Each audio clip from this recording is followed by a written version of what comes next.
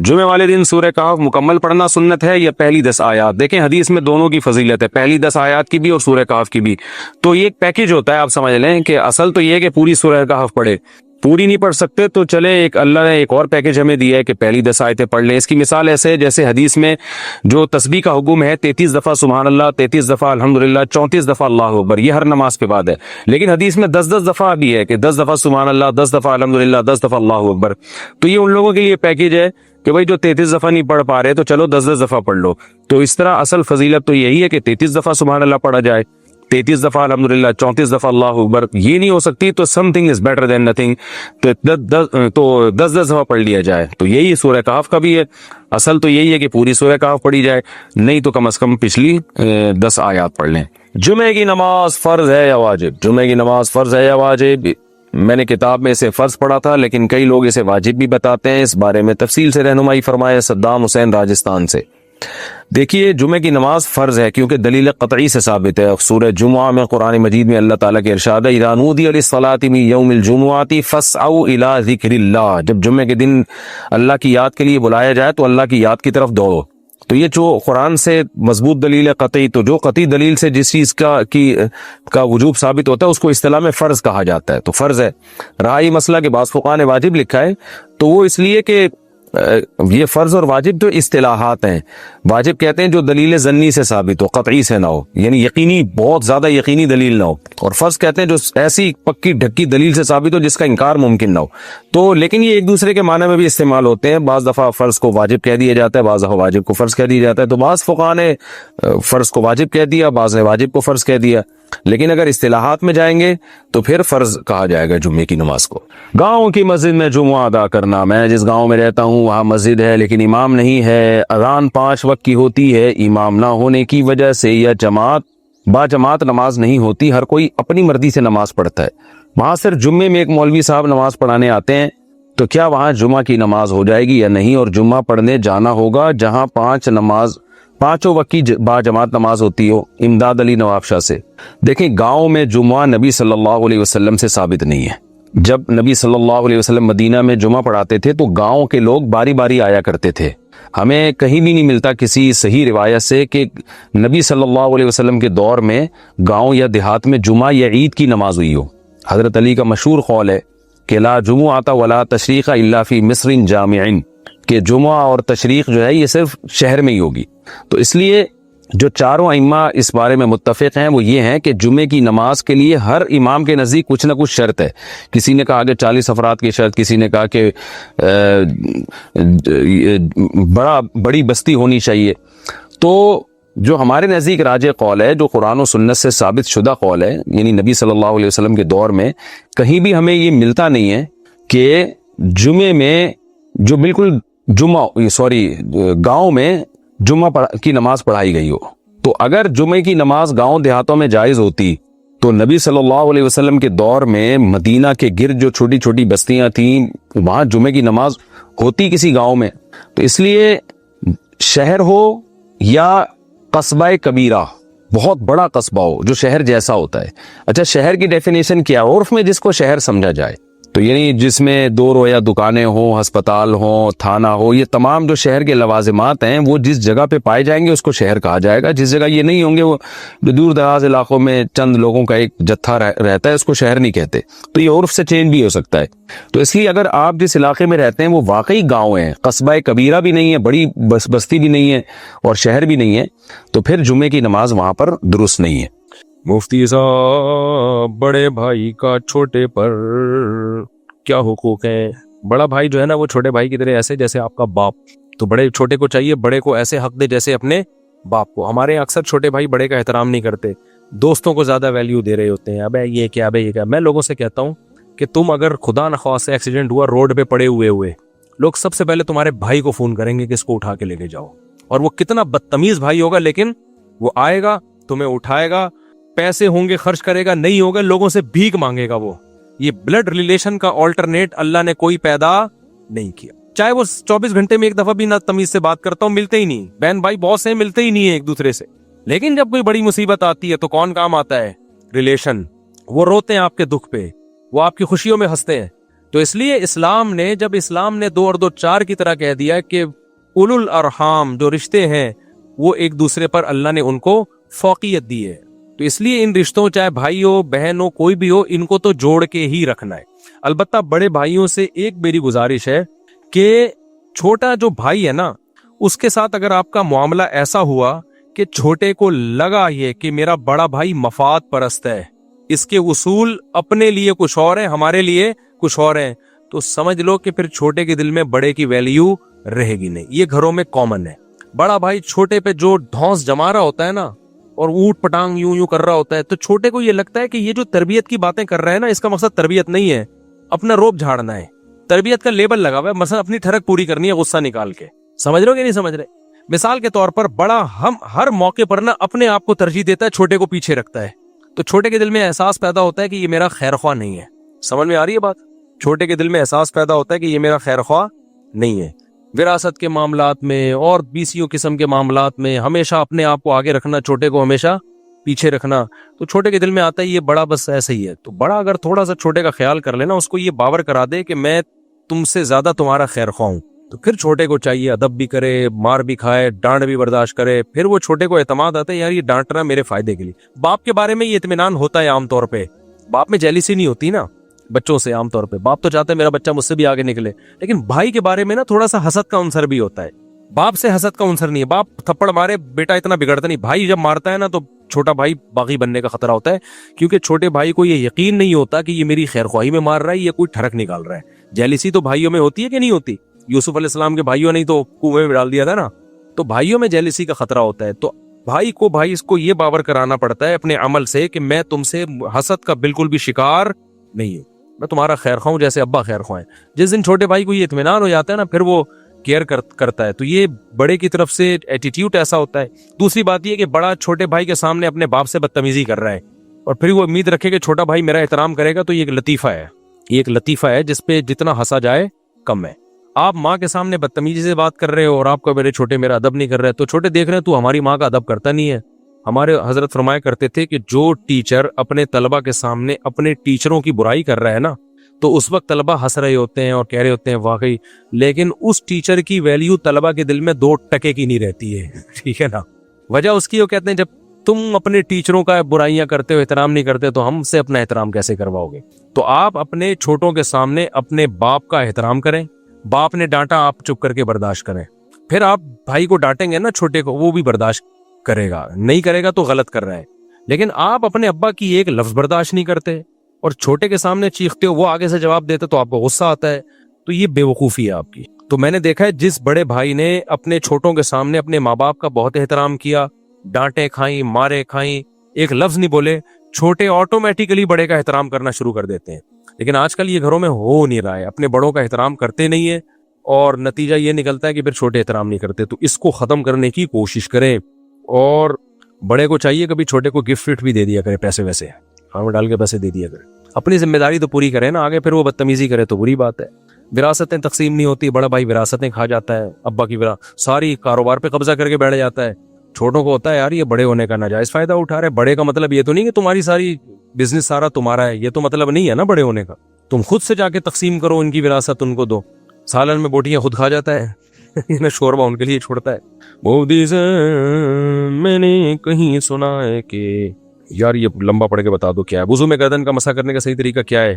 گردن کا مسح ایک روایت سے ثابت ہے جو بہت زیادہ مضبوط روایت نہیں ہے، تو کمزور روایت ہے، اسی بیس پہ احناف نے اس کو سنت بھی نہیں کہا بلکہ کہا ہے کہ بہتر ہے کر لو، نہیں بھی کرو تو کوئی حرج نہیں ہے، تاکہ جو جس لیول کی دلیل ہے اس کو اتنا ہی رکھا جائے۔ اب اس میں جو ہمارے یہاں کتابوں میں عام طور پہ منقول ہے یوں کر کے کیا جائے، تو یہ منقول تو ہے، لیکن مسح تو شریعت میں جو ہمارے مفتی رشید صاحب فرمایا کرتے تھے مسح تو ہمیشہ یہاں سے ہوتا ہے، تو اس لیے گردن کا مسح اگر کسی نے کرنا ہے تو یہیں سے کرے، یوں کر کے، کیونکہ مسح کا یہ الٹے ہاتھ سے مسح شریعت میں اس کی کوئی نظیر ملتی نہیں ہے۔ تو جب بھی مسح کا لفظ آئے گا تو وہی مسح ہوگا جو شریعت میں جو مسح کہلاتا ہے، تو وہ ہمیشہ اس طرف سے ہوتا ہے۔ تو گردن کا مسح کمزور روایت سے ثابت ہے، اسی وجہ سے ہم اس کو سنت نہیں کہتے، لیکن چونکہ روایت بہرحال ہے لہذا اس کو بدعت کہنا بھی ٹھیک نہیں ہے، اس لیے ہم کہتے ہیں افضل ہے کر لینا، کوئی سنت موقدہ میں شامل کوئی نہ بھی کرے تو بھی کوئی حرج نہیں ہے، لیکن اس کرنے والے کو جو ہمارے اہل حدیث لوگ بدعت ہی کہہ رہے ہوتے ہیں یہ بھی غلط ہے۔ کیا جب انسان کی روح نکلنے کا ٹائم ہوا تو اس کے قریب سورہ یاسین پڑھنی چاہیے؟ میرے علم میں ایسی روایت ہے نہیں کہ سورہ یاسین پڑھنے سے روح آسانی سے نکلتی ہے، لیکن میرا علم کوئی ایسا نہیں ہے کہ ساری دنیا کی ساری نالج ہمارے پاس ہو۔ اگر کسی کے علم میں کوئی صحیح حدیث ہو، ضعیف روایتیں ہیں اس بارے میں، اب آپ کو گردن کے مسئلہ پہ جب ضعیف روایت تو آئی تو آپ نے وہاں یوں کر دیا، اور یہ والی تو روایتوں کا بھی ذوف کا بھی ایک درجہ ہوتا ہے نا، کچھ بہت ضعیف ہوتی ہیں، کچھ زیادہ ضعیف نہیں ہوتی، درجہ حسن کے قریب قریب ہوتی ہیں، اور کچھ ایسی ہوتی ہیں کہ وہ ضعیف ہوتی ہیں لیکن جب مجتہد تک پہنچی تھی اس وقت ضعیف نہیں تھی، وہ صحیح تھی، بعد کی سند میں کوئی ضعیف راوی آ گیا، تو اس لیے یہ فرق ہوتا ہے، ورنہ اصولی بات یہ کہ ضعیف حدیث سے کوئی مسئلہ ثابت نہیں ہوتا۔ مفتی صاحب، ہر اتوار میں بیان میں آتا ہوں، پہلی اتوار کو میں پہلے نہیں آیا، میرے والدہ کا انتقال ہو گیا تھا، آپ سے بالخصوص دعا کی درخواست ہے، دل سے دعا ہے بھائی اللہ تعالیٰ آپ کی والدہ کو کی مغفرت فرمائے اور آپ کو صبر جمیل کی توفیق عطا فرمائے۔ ربیع الاول کا دن ہے، ربیع الاول عید کا دن ہے، آپ روزہ رکھنے سے منع کرتے ہیں، پھر بھی تو عید کا دن ہے، پھر جمعہ رمضان میں 4 جمعے آتے ہیں، اس میں کیوں روزہ رکھتے ہیں؟ میں بہت لمبی بات کر چکا ہوں میں کہ روزہ اور عید جمع نہیں ہو سکتے ہیں، تو رمضان میں جو جمعہ آتا ہے وہ تو رمضان کی وجہ سے رکھا جا رہا ہوتا ہے، جمعے کی وجہ سے نہیں رکھا جا رہا ہوتا، جمعے کی وجہ سے الگ سے کوئی روزے کی فضیلت نہیں ہے۔ نبی صلی اللہ علیہ وسلم کے دور میں، صحابہ کے دور میں امام خاص نہیں ہوتا تھا اور نہ امامت کا معاوضہ لیتا تھا، تو پھر آج کیوں؟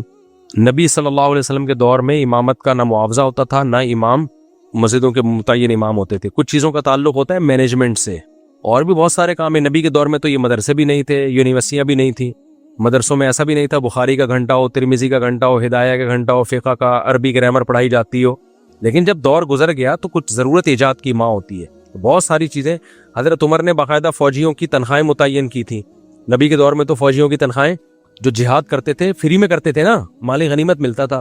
اب ساری دنیا میں جو اسلامی ملک ہیں ان کی باقاعدہ فورسز ہیں، ان کی وردی ہوتی ہے، ان کی پریڈ ہوتی ہے، ان کی تنخواہیں ہوتی ہیں، بیوہ کا کمیشن ہوتا ہے، پینشن ہوتی ہے، تو آج تک کسی نے ان فوجیوں پہ اعتراض نہیں کیا کہ نبی کے دور میں تو فری میں لڑتے تھے، غزوہ بدر میں کتنی تنخواہ لے کر گئے تھے حضرت عمر، ہے بھائی، نہ نشان حیدر ملتا تھا، ٹھیک ہے نا؟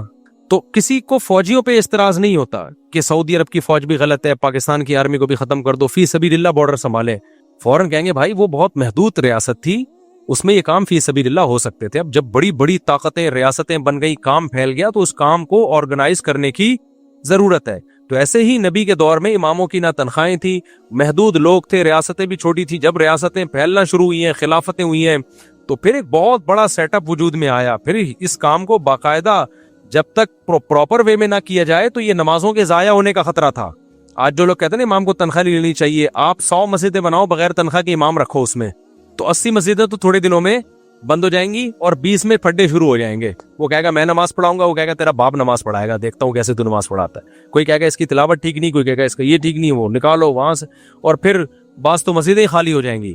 تو پریکٹیکلی فقہاء نے دیکھا ہے، 6 امام ابو حنیفہ کے نزدیک تو امام کی تنخواہ جائز ہی نہیں ہے، فقہ حنفی میں اماموں کو اور مؤذن کی تنخواہ جائز نہیں ہے، لیکن فقہ شافعی میں جائز ہے، فقہ حنبلی میں بھی جائز ہے، لیکن 600-700 سال کے بعد احناف نے دیکھا کہ اب نمازیں ضائع ہوں گی، کیونکہ امام کو اگر فارغ ہو کے 5 ٹائم نماز پڑھاتا ہے کوئی شخص فری میں، تو وہ اپنے گھر کے وہ باقی کام کرنا اس کے لیے مشکل ہو جاتا ہے، ناغے ہوں گے۔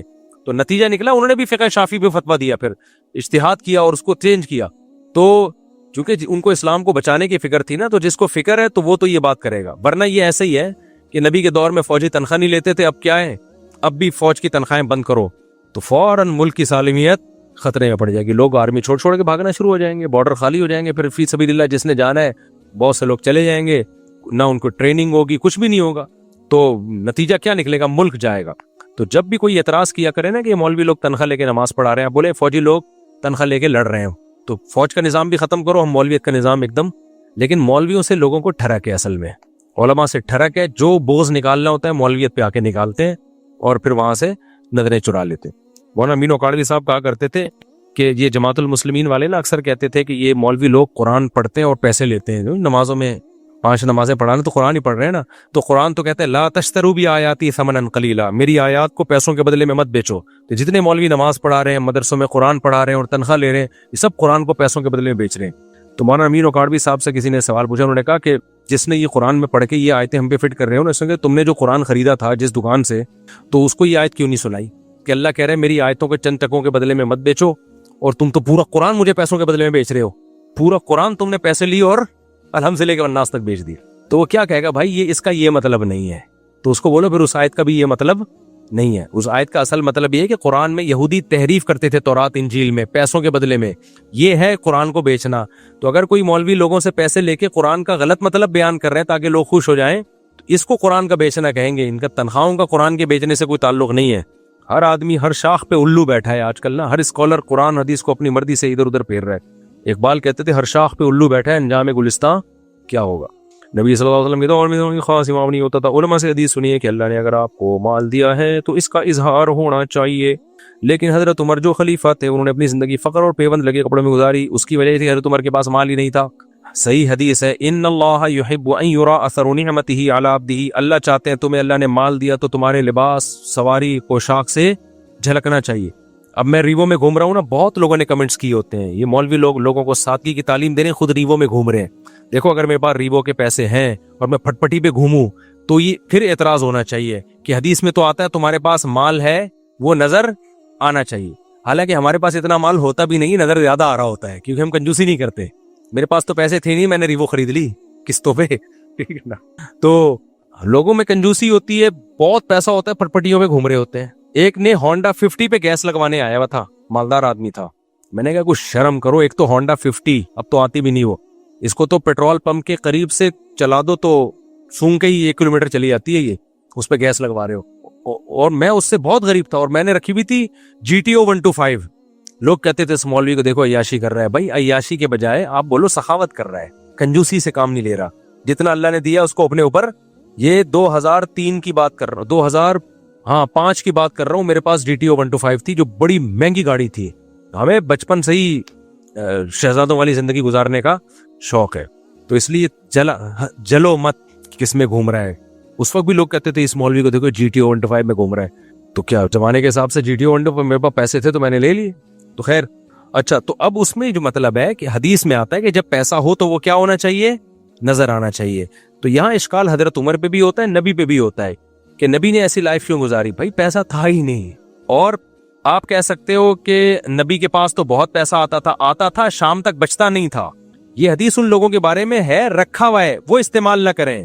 اگر کوئی اتنا بڑا ظرف ہے, صبح پیسہ آیا شام سے پہلے سارا صدقہ ہو گیا, پھر تو بھائی وہ غریب ہو گیا. اب کیا گاڑی خریدے گا وہ.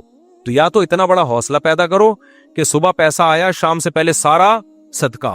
تو اتنا بڑا حوصلہ میرا نہیں ہے, کیونکہ میں نے یہ حوصلہ رکھ بھی لیا تو میرے بچوں میں یہ حوصلہ نہیں ہے. ہمارے نبی کی تو بیویوں میں بھی یہ حوصلہ تھا نا. اور جو سالے تمہارے اندر خود حوصلہ نہیں ہے اس کو دوسرے کو مشورہ کیوں دے رہے ہو.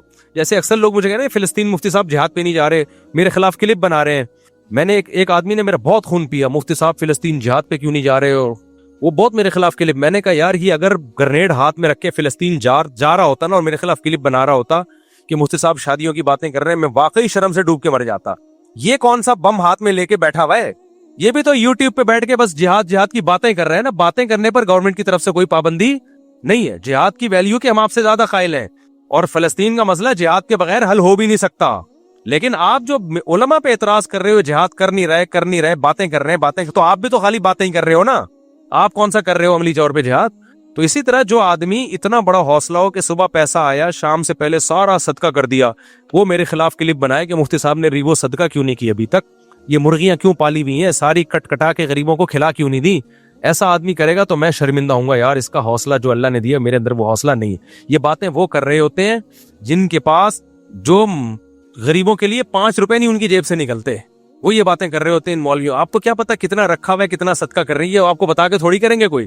تو حضرت عمر یا نبی صلی اللہ علیہ وسلم کے پاس پیسہ آیا, صبح آیا تو شام سے پہلے سارا صدقہ ہو گیا. وجہ یہ تھا کہ ان کے جو بیوی بچے تھے وہ بھی اسی اسٹینڈرڈ کی ان کی لائف تھی.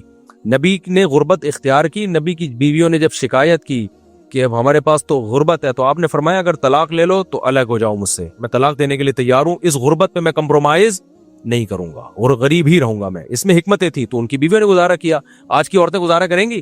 میرے پاس جو پیسے آئے میں نے پہلی تاریخ کو سارے صدقہ کر دیے اور اللہ پہ توکل کر کے بیٹھا ہوں. تو بھائی میرے اندر بھی ہوگا, جب شام کو جب بھوک لگے گی نا تو نہ اتوار کا بیان ہوگا, نہ میں تو کمزور آدمی ہوں, اتنا فنٹر بنو جتنے ہو.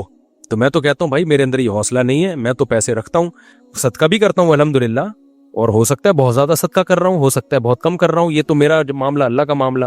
تو لیکن گھر والوں کو کون سمجھو, گھر والے بولیں گے 4 شادیاں کر لی ہیں, کچھ کما نہیں رہے ہو اور نبی کی مثالیں دے رہے ہو. تو آج کی عورتیں برداشت کر لیں گی؟ نہ مرد برداشت کرے گا, نہ عورت برداشت. تو اسلام نے پھر دوسرا پیکج بھی رکھا ہے. وہ پیکج یہ رکھا ہے جو یہ حدیث میں آتا ہے کہ جب اللہ نے پیسہ دیا ہے اور رکھا ہوا ہے, اور یہ رکھنا فرض ہے, ایسا توکل جائز نہیں ہے جس میں کل آپ مسائل کا شکار ہو جائیں. یہ حرام ہے توکل ایسا. علماء نے یہاں تک بیان کیا کہ کم سے کم 1 سال کا اسٹاک آپ کے پاس ہونا چاہیے. اتنا پیسہ جمع کرو کہ آج جاب لیس ہو گئے, 1 سال تک آپ کھا سکو جب تک نئی جاب نہیں تلاش کر لیتے. یہ تو نارمل حکم شریعت کا یہ ہے. سمجھ رہے ہو کہ نہیں سمجھ رہے؟ لوگ پوچھتے ہیں نا کتنا جمع کریں. میں کہتا ہوں اگر آج جاب چلی گئی نا تو آپ کے پاس 1 سال کا راشن پانی بھرپور انتظام ہونا چاہیے. یہ ضروری ہے اس زمانے میں, کیونکہ ایسا مسائل آئیں گے آپ کے ساتھ, نہ آپ گھر کے رہو گے, نہ مسجد کے رہو گے, نہ دین کے رہو گے. فقر جب آتا ہے نا تو ایمان کا بھی خطرہ ہو جاتا ہے. وہ توکل لوگوں میں نہیں ہے. تو اگر حضرت عمر حضرت یا نبی پیسہ رکھتے تو پھر یہ اشکال ہوتا. انہوں نے رکھا ہی نہیں ہے, تو ان کے پاس تو پیمنٹ کے پیسے ہی نہیں تھے پیمنٹ لگانے کے. ہمارے پاس تو ہیں بھائی, بنیان خریدنے کے پیسے بھی ہیں, کرتا خریدنے کے پیسے بھی ہیں. تو مجھ پر تو یہ اشکال کیا کرو مفتی صاحب, جس حساب سے آپ کی گاڑی ہے اس حساب کا آپ کا لباس نہیں ہے. یہ اشکال کرو مفتی صاحب, جس حساب سے آپ کا لیونگ اسٹینڈرڈ ہونا چاہیے اس حساب سے آپ کا اسٹینڈرڈ نہیں ہے. یہ اشکال ہوتے میں شرمندہ ہو کے ہو سکتا ہے لینڈ کروزر خرید لیتا. یہ اشکال بنتا ہے. یہ اشکال کے ریبوں میں گھوم رہے ہو, یہ اشکال قرآن و سنت کے خلاف اشکال ہے. ویسے بھی ہم نے پراپرٹیوں میں زیادہ پیسہ نہیں لگایا. ہم نے تو کہا ہے دنیا مسافر خان ہے, اچھی گاڑی, اچھی بیوی, اچھا لباس, اچھا جوتا پہنو اور لائف کو گزار کے چلے جاؤ, اچھا کھاؤ. میری خوراک آپ دیکھ لو تو آپ کو اس سے زیادہ لگژری لائف نظر آئے گی. بتاتا نہیں ہوں نظر نہ لگ جائے. خوراک میں یہ میری خوراک, آپ ایک دن میرے ساتھ رہو تو پتہ چلے گا. خوراک پہ میں کمپرومائز. بولو آج کل رشتے پڑھی لکھی لڑکیاں دیکھی جاتی ہیں, لڑکیاں کیا پڑھتے ہیں. ہاں بھائی, لڑکیوں کو پڑھانا اس لیے ضروری ہے کہ رشتے ملتے نہیں ہیں, لیکن جیسے ہی مل جائے تو رشتے کو پڑھائی پہ ترجیح دو. پڑھائی کی وجہ سے رشتے کا انکار مت کرو کہ ہماری بیٹی پڑھ رہی ہے. میں لڑکیوں کی پڑھائی کے خلاف نہیں ہوں. میں کہتا ہوں شادی اور پڑھائی میں جب ٹکراؤ ہوگا تو شادی ان کی پہلی ضرورت ہے. پڑھائی کے چکر میں شادی سے انکار مت کرو. مفتی تقی عثمانی صاحب اسمارٹ فون کو استعمال کرنے کے متعلق کہتے ہیں کہ منع کرتے ہیں. اس کے متعلق کہتے ہیں جو اس کا استعمال کرتا ہے چاہے کتنا ہی بڑا مفتی ہو صاحب, لیکن اس کا یہ کہنا مشکل ہے کہ اسمارٹ فون سے استعمال کر رہا ہے. بالکل صحیح بات ہے, بہت کم لوگ اس کے شر سے بچے ہوئے ہیں. لیکن اب یہ نہیں کہ اسمارٹ فون استعمال کرنا چھوڑ دیں. بات یہ کہ تو اب وقت کی ضرورت بن چکی ہے نا. یہ بالکل ایسے ہی ہے جیسے جو کو ایجوکیشن میں پڑھتے ہیں, بہت کم لوگ ہیں جو فتنے سے بچتے ہیں. تو کیا پڑھنا چھوڑ دیں؟ اب پڑھائی کے سارے ادارے کو ایجوکیشن ہے, پڑھنا چھوڑو گے تو ملک تو جو پیچھے اور پیچھے کھڈے میں چلا جائے گا. بالکل سارے پاگل پیدا ہوں گے جن کو کچھ بھی پتہ ہی نہیں ہوگا. تو پڑھائی تو کرنی ہے نا, ماحول تبدیل کرنے کی کوشش کی جائے. ایک صحابی کو نماز میں جواب آیا تھا کہ اپنے باغ کا انہوں نے باغ صدقہ کر دیا. مجھے بھی نماز میں گھر کا خیال آتا ہے, کیا کروں, بم سے اڑا دو بھائی گھر کو. بھائی تقوی کا وہ لیول پہ مت پہنچو, تم بس نماز پڑھنے کی توفیق مل رہی ہے, نماز پڑھ لیا کرو. بے شک خیال آتا ہے. کوئی سوال کسی نے پوچھنا تو بھائی پوچھنا. آج بیان بہت لمبا ہو گیا, اتنا لمبا ہوتا نہیں ہے بیان, کیونکہ لوگ کہتے ہیں یار یہ تو بہت زیادہ. آج ہمارے کزن آئے ہوئے ہیں سہیل بھائی, ان کی وجہ سے لمبا ہو گیا بیان. جلدی ارشاد فرمائیے. نہیں, میرا حج کا کوئی گروپ نہیں ہے بھائی. میرے نام سے اگر کوئی بتا رہا ہے نا مفتی صاحب کا گروپ, فلانے کا گروپ, مفتی صاحب کا, وہ یہ سب غلط ہے. میں کسی کا ذمہ دار. مجھے حج گروپ والوں نے رابطے بہت کیے ہیں کہ آپ ہمارے ساتھ آئیں, اناؤنسمنٹ کریں, آپ کا حج فری کا ہوگا. میں نے کہا بھائی فری کا حج ویسے ہی کرا رہے ہو تو ٹھیک ہے, عقیدت محبت میں. اپنی پبلسٹی کے لیے کروا رہے ہو تو میں نہیں کروں گا, کیونکہ مجھے یہ پسند ہی نہیں ہے اس طرح کی چیزیں. بھائی بندی میں کسی کی دوستی یاری میں کر دوں تو ایک الگ بات ہے, لیکن معاوضہ لے کے میں کسی کی پبلسٹی کروں تو یہ بزنس ہے نا. تو بزنس اگرچہ حلال ہے, لیکن اپنا نام ہم نے دین کی بیس پہ کمایا, اس نام کا منجن بیچ کے میں پیسے کمانا شروع کر دوں, یہ ضمیر آمادہ نہیں ہوتا ان حرکتوں پہ. مجھے تو کمپنیوں نے آفر کی ہے, لوگوں نے آفر کیے, تاجروں کہ آپ اپنا T. اپنا نام دے دو, MTM نام دے دو, آپ کو گھر بیٹھے اتنے پیسے ملیں گے. میں نے کہا بھائی ہمارا نام اگر پہلے سے مشہور ہوتا نا تو پھر ہم کرتے. ہمارا نام تو مشہور نماز روزے کی ترغیب دے کے ہوا ہے, تو دین کی بیس پہ مشہور نام ہوا تو میں اس نام کو برانڈ بنا کے اس پہ پیسہ کماؤں. حلال ہے, میں نہیں کہہ رہا, لیکن یہ مجھے غیر اخلاقی کام لگتا ہے. مولانا طارق میر صاحب نے تو کیا, تو ان کا تو یہ ہے کہ مدرسوں میں سارا خرچ کریں گے, دین پہ خرچ کریں گے. میرا تو ایسا نہیں, میرے پاس جب پیسہ آئے گا, میرے تو بیوی بچے اتنے بھائی, میں بولوں گا میری مرضی میں مدرسے میں دوں یا میں خود کھاؤں. تو ہو سکتا ہے میں پھر لینڈ کروزر خریدوں. تو اس لیے میں نے کہا یہ سیٹ اپ ہی ختم کرو, نام کا منجن بیچنا ہی نہیں. جی اپنے ڈونیشنز بھی نے حکومت سے لوگوں سے, تو اپنے اسے ڈائریکٹ اثر بڑا نہیں ساری ڈونیشن میرے پاس ہے.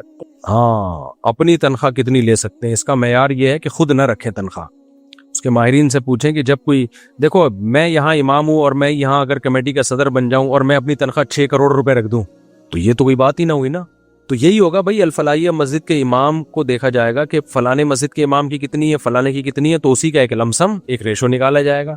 تو اسی طرح جو کوئی ادارہ چلا رہا ہے, ٹرسٹ چلا رہا ہے, وہ تنخواہ اسی بیس پہ رکھ سکتا ہے. اموال وقف جو ہے نا، علماء نے لکھا ہے یہ کہ وقف کے اموال میں جو بھی کسی چیز کی مارکیٹ ویلیو ہے اس سے آگے پیچھے آپ نہیں جا سکتے. Aber geht auch kann die hier sich gerade für das ich Paper Papier ich was you highlight you. Allah die wo sie da okay sie Allah da yeah. دیکھو عام بندہ صحیح بخاری پڑھ سکتا ہے لیکن شرح کے ساتھ پڑھے، کسی عالم نے شرح لکھی ہوئی ہے اس پہ. یہ حقیقت ہے کہ اگر بغیر شرح کے پڑھے گا تو بوکھلا جائے گا وہ، کیونکہ وہ عوام کے لیے نہیں ہے. دیکھو محدثین جب حدیث لکھتے ہیں نا، تشریف رکھے بیٹھے، تو وہ سب کچھ جمع کر دیتے ہیں، لا کے سب کچھ جمع کر دیتے ہیں. یہ پھر فقہا کا کام ہوتا ہے کہ کون سی حدیث منسوخ ہے، کون سی ناسخ ہے، یہ الگ اصول فقہ الگ ہے، ایک اصول ہے. میں اکثر اس کی ایک مثال دیتا ہوں کہ حدیث ہے، صحیح حدیث ہے، نبی صلی اللہ علیہ وسلم سے پوچھا گیا کہ ایک لڑکی کو زندہ دفن کیا گیا زمانے جاہلیت میں، بچی کو، تو اس کا کیا حکم ہے؟ آپ نے فرمایا الواعدۃ والموعودۃ فی النار، جس نے دفن کیا وہ بھی جہنم میں اور جس کو دفن کیا گیا وہ بھی جہنم میں. اب جو جن علماء نے روکا ہے نا، ہم تو نہیں روکتے، ہم کہتے ہیں پڑھو بخاری کا ترجمہ، آپ 100 دفعہ پڑھو، لیکن جب کہیں اشکال ہو تو کسی عالم سے اس اشکال کو حل کراؤ، یا شروحات کے ساتھ. جیسے قرآن کی تفسیر، اگر آپ تفسیر کے بغیر پڑھتے ہیں تو بعض دفعہ اس کوئی ترجمے میں لوگ کنفیوژن کا شکار ہو جاتے ہیں. ہمارے ایک دوست تھے، انہوں نے قرآن ترجمے سے پڑھنا شروع کیا تفسیر کے بغیر. سورہ رحمان کی یہ آیت آئی سنفرغ لکم ایھا الثقلان، اللہ نے قرآن میں بتایا کہ ہم نے یہ بنایا، اے جن و انس ان قریب ہم تمہارے حساب و کتاب کے لیے فارغ ہونے والے ہیں. یعنی یہ سارے کاموں کو سمیٹ کے ہم فارغ ہو جائیں گے، کس کے لیے؟ تمہارے حساب کتاب کے لیے. اب وہ بوکھلا گیا، وہ کہنے لگا یار اللہ کو فارغ ہونے کی کیا ضرورت ہے، اللہ تو ایک وقت میں کروڑوں کام کر سکتا ہے، فارغ تو ہم ہوتے ہیں اپنے سارے کاموں کو سمیٹ کے. تو عجیب سا پاگل سا ہو گیا نا وہ. تو ہمارے حضرت کو اس نے فون کیا، حضرت نے فرمایا آپ قرآن کا ترجمہ نہ پڑھیں، آپ کے مینٹل لیول سے اوپر کا ہے. تو مطلب یہ نہیں کہ قرآن غلط ہے، بعض چیزیں آپ کا لیول، وہ تو اصل اس کا تفسیروں میں جواب لکھا ہے کہ اللہ ہم سے ہماری زبان میں بات کرتا ہے. یہ بلاغت کا قاعدہ ہے، اللہ کو فارغ ہونے کی ضرورت نہیں ہے. لیکن جب وہ کوئی کام بڑے اہتمام سے کرتے ہیں تو ہم کہتے ہیں یار میں اس سب کاموں سے فارغ ہو گئی، اس کو فوکس کروں گا میں. تو اللہ تو نہ فارغ ہوا ہے نہ کبھی ہوگا. اللہ نے ہم سے ہمارے لب و لہجے میں ہمیں سمجھایا کہ میں فل فوکس کروں گا اس کو. تو یہ تفسیر کے ساتھ پڑھتا تو وہ اشکال نہ ہوتا. تو نہ قرآن غلط ہے نہ بخاری غلط ہے، مینٹل لیول لوگوں کا نہیں ہوتا اتنا. تبھی تو آپ دیکھو نا بہت سارے اسکالر بخاری ہی پڑھ کے تو بخاری کے نام پہ ہی گمراہ کر رہے ہوتے ہیں. ہر باطل فرقے کو بخاری سے ہی دلائل مل رہے ہوتے ہیں، سیاق و سباق سے ہٹا دیں گے. بعض حدیثیں منسوخ ہوتی ہیں، ناسخ اور منسوخ کا ایک قاعدہ ہے. بعض حدیثیں بظاہر صحابی کے خلاف لگ رہی ہیں، لیکن آپ ڈیپ میں جاؤ گے تو پتہ چلے گا یہ خلاف نہیں ہے. اس کی مثال یہی جو میں نے حدیث دی ہے کہ ایک نبی نے فرمایا کہ جس بچی کو دفن کیا گیا وہ بھی جہنم میں اور جو دفن کرنے والی وہ بھی جہنم میں. اب یہ حدیث محدثین نے تو لے آئے، وہ تو جہاں سے بھی کوئی روایت ملے گی وہ جمع کر دیں گے، چاہے پہلے کی ہو، بات کی ہو، اس کا سیاق و سباق کیا ہے، ان کو اس سے غرض نہیں ہوتی. وہ کہتے ہیں ہم نے نبی کے زبان سے جو لفظ نکلا ہے اس کو لانا ہے. آگے پھر شروحات میں بحث ہوتی ہے اس کا مطلب کیا ہے. اب اس کا ظاہری مطلب تو یہ بنتا ہے کہ یار وہ بچی کا کیا قصور ہے جو جہنم میں جا رہی ہے، ٹھیک ہے نا. پھر یہ اصول فقہ میں پڑھا جاتا ہے.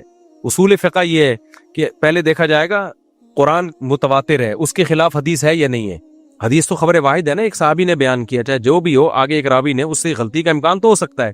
تو علماء نے کہا بھائی قرآن میں آ رہا ہے وَإِذَا الْمَوْعُودَةُ سُئِلَتْ بِأَيِّ ذَنبٍ قُتِلَتْ، جس دن زندہ دفن کی ہوئی بچی سے پوچھا جائے گا بتا تجھے کس جرم میں قتل کیا گیا. سورہ تکویر میں اللہ تو بچی کو جو جس باپ نے بے گناہ قتل کیا ہے اس باپ سے انتقام لے رہا ہے. تو وہ اللہ بچی کو بغیر وجہ کے جہنم میں ڈال سکتا ہے؟ وہ بچی کہے گی اللہ میرے باپ نے تو خالی قتل ہی کر دیا تھا اور تیرے نبی تو کہہ رہے ہیں کہ میں بھی جہنم میں، تو میرا کیا قصور ہے؟ تو قرآن سے پتہ چلتا ہے کہ کسی بے گناہ پہ اللہ ظلم نہ ہونے دیتا ہے، نہ ظلم کرتا ہے. تو اس سے پتہ چلتا ہے کہ یہ جو حدیث ہے نا الواعدۃ والموعودہ، موعودہ کہتے ہیں جس کو دفن کیا گیا. یہاں اصل میں ایک لفظ محذوف ہے جو راوی سے رہ گیا ہے. وہ لفظ کیا؟ والموعودۃ لہا، عربی میں صلہ اس کو کہتے ہیں. صلہ، یہ صلہ عام بہت جگہ محذوف ہوتا ہے. جیسے ہم کہتے ہیں ماشاء اللہ، اصل لفظ ماشاء اللہ نہیں ہے، اصل لفظ ہے ماشاء اللہ. ہو ضمیر ہے، یہاں پروناؤن ہے جو حذف ہو گیا. تو یہاں بھی پروناؤن حذف ہے. والموعودۃ لہا، لہا کا لفظ محذوف ہے یہاں پہ. وہ نہیں جس کو دفن کیا گیا، بلکہ دفن کرنے والی، اور وہ جس کے لیے دفن کیا گیا، جس کے کہنے پر. کیونکہ عرب میں ماں خود دفن نہیں کرتی تھی. ماں جب بچہ جنتی تھی تو دائی سے کہتی تھی اگر یہ لڑکی ہے تو قبر میں ڈال کے آجا، دفنا دے، میں اس کی شکل بھی نہیں دیکھوں گی. تو حدیث کا مفہوم یہ ہوا کہ جو بچہ جن رہی ہے، جو دفن کر رہی ہے دائی، وہ بھی جہنم میں، اور جس کے لیے دفن کیا جا رہا ہے وہ بھی جہنم میں. یعنی ماں بھی، کیونکہ وہ راضی ہے اس عمل پہ، اگرچہ وہ خود دفن نہیں کر رہی لیکن اس کے آرڈر پہ یہ کام ہو رہا ہے نا. تو یا تو یہ حدیث کا مطلب ہے، یا حدیث کا مطلب کیا ہے؟ اس مفہوم حدیث کا مفہوم یہ ہے کہ جس بچی کو دفن کیا گیا یہ جرنلی نہیں ہے بلکہ اسپیسیفک اس بچی کے بارے میں ہے، کیونکہ جو بچے غیر مسلموں کے بچپن میں فوت ہو جاتے ہیں ان کے بارے میں بعض روایات سے ہمیں پتہ چلتا ہے کہ احادیث میں آتا ہے کہ ان کو بعض روایات اگرچہ وہ سند کے لحاظ سے بہت مضبوط نہیں ہے لیکن تائید میں پیش کی جا سکتی ہیں کہ قیامت کے دن اللہ انہیں بالغ کر کے عقل دے گا اور انہیں ایسی زندگی دے گا جیسی دنیا میں ہے، پھر ان کو آزمائے گا، تو ان میں کچھ جنت میں جائیں گے اور کچھ اپنے اختیار سے بدعملی کر کے جہنم میں جائیں گے۔ تو کچھ بچیاں ایسی ہیں جن کو بچپن میں زندہ دفن کیا گیا لیکن اللہ ان کو قیامت کے دن بالغ کرے گا، عقل دے گا، ان کو آزمائے گا، ان میں کچھ آزمائش میں پورا اتر کے جنت میں اور کچھ ناکام ہو کے کہاں؟ جہنم میں۔ تو یہ اسپیسیفک یہ والی بچی جو ہے نا اس کے بارے میں نبی کو وحی کے ذریعے بتایا گیا کہ اس میں جس نے دفن کیا وہ بھی جہنم میں ہے نا، تو یہ خود بھی جہنم میں جائے گی، کیونکہ جب اس کو عقل دی جائے گی پھر بھی اللہ کو نہیں مانے گی۔ تو اب اگر یہ حدیث اس پوری ڈیٹیل کے بغیر ہم عوام سے کیا پڑھو تو گمراہی ہوگی نا وہ۔ اس پہ پھر لوگ کہتے ہیں مولوی لوگ اصل میں حدیث سے روک رہے ہیں، اپنا منجن بیچ رہے ہیں، قرآن سے روک رہے ہیں، اپنا منجن بیچ رہے ہیں۔ بھائی نہ منجن بیچ رہے ہیں، تمہارے ایمان بچانے کے لیے کہ جب کوئی چیز پڑھو تو پوری ڈیٹیل پوری ایکسپلینیشن کے ساتھ پڑھو۔ تو عوام کے لیے جو فقہاء نے محدثین نے کتابیں لکھی ہیں نا، ریاض الصالحین ہے یا الادب المفرد وغیرہ ہے، اس میں اس طرح کی روایتیں لائی نہیں ہیں جن میں اشکالات ہوں، لیکن جو علماء کے لیے ان میں تو ہر طرح کی روایتیں، تو علماء تو سب کچھ پڑھیں گے لیکن وہ سلیکٹڈ چیزیں عوام کو بتاتے ہیں، اور جب وہ بخاری پڑھاتے ہیں تو پھر پوری ڈیٹیل کے ساتھ پڑھاتے ہیں۔ ایسا نہیں ہوتا بخاری کا ایک ریفرنس دیا، حدیث ہی عوام کو مشکل میں ڈالا اور نکل لی ہے، جیسے کہ آج کل کے بہت سے اسکالرز کر رہے ہیں یہ کام، تو وہ پوری ڈیٹیل کے ساتھ۔ تو اس لیے ہم کہتے ہیں بخاری ضرور پڑھیں، ترجمے کے ساتھ پڑھیں، لیکن پوری ڈیٹیل پڑھیں اس کی۔ پھر رفع الیدین کی حدیث آتی ہے تو رفع الیدین نہ کرنے والی حدیثیں بھی پڑھیں آپ، پھر آمین زور سے آمین والی آتی ہے تو آہستہ آمین والی بھی پڑھیں آپ ایک طرف کی پڑھ رہے ہوتے ہیں۔ پھر صرف بخاری نہ پڑھیں، قرآن بھی پڑھیں آپ نے بخاری پڑھ لی، قرآن چھوڑ دیا آپ نے، تو آپ تو گمراہ ہو جاؤ گے۔ آدھا علم حاصل کر رہے ہیں، جب منع کیا جاتا ہے تو بخاری پڑھ رہا ہے، بھائی گمراہ ہو جائے گا۔ بھائی بخاری پڑھنے سے گمراہ ہوتے ہیں، اس کا مطلب منجن بیچ رہا ہوں؟ منجن نہیں بیچ رہے، ہم کہتے ہیں بخاری پڑھو، قرآن بھی پڑھو پہلے نا۔ میں ایک مثال دیتا ہوں، اکثر ایک صاحب مجھ پہ اعتراض کرتے تھے کہ یہ حنفیوں نے، دیکھو امام ابو حنیفہ کے نزدیک کیا ہے کہ جو لڑکی زنا کرتی ہے نا، کنواری مرد یا کنواری عورت، تو اس کی سزا 100 کوڑے ہے، لیکن بخاری اور مسلم میں حدیث ہے البکرو بالبکری جلد 100 و تغریب عامن۔ یہ بخاری مسلم کی متفق علیہ صحیح حدیث ہے کہ جو شادی شدہ لڑکی کنواری زنا کرے، نبی نے فرمایا 100 کوڑے بھی مارو اور اس لڑکے اور لڑکی کو جلا وطن بھی کرو، ملک سے باہر نکالو۔ بات سمجھ میں آ رہی ہے؟ اب جو صرف اتنی حدیث پڑھے گا وہ ابو حنیفہ سے یا علماء سے بدگمان ہوگا۔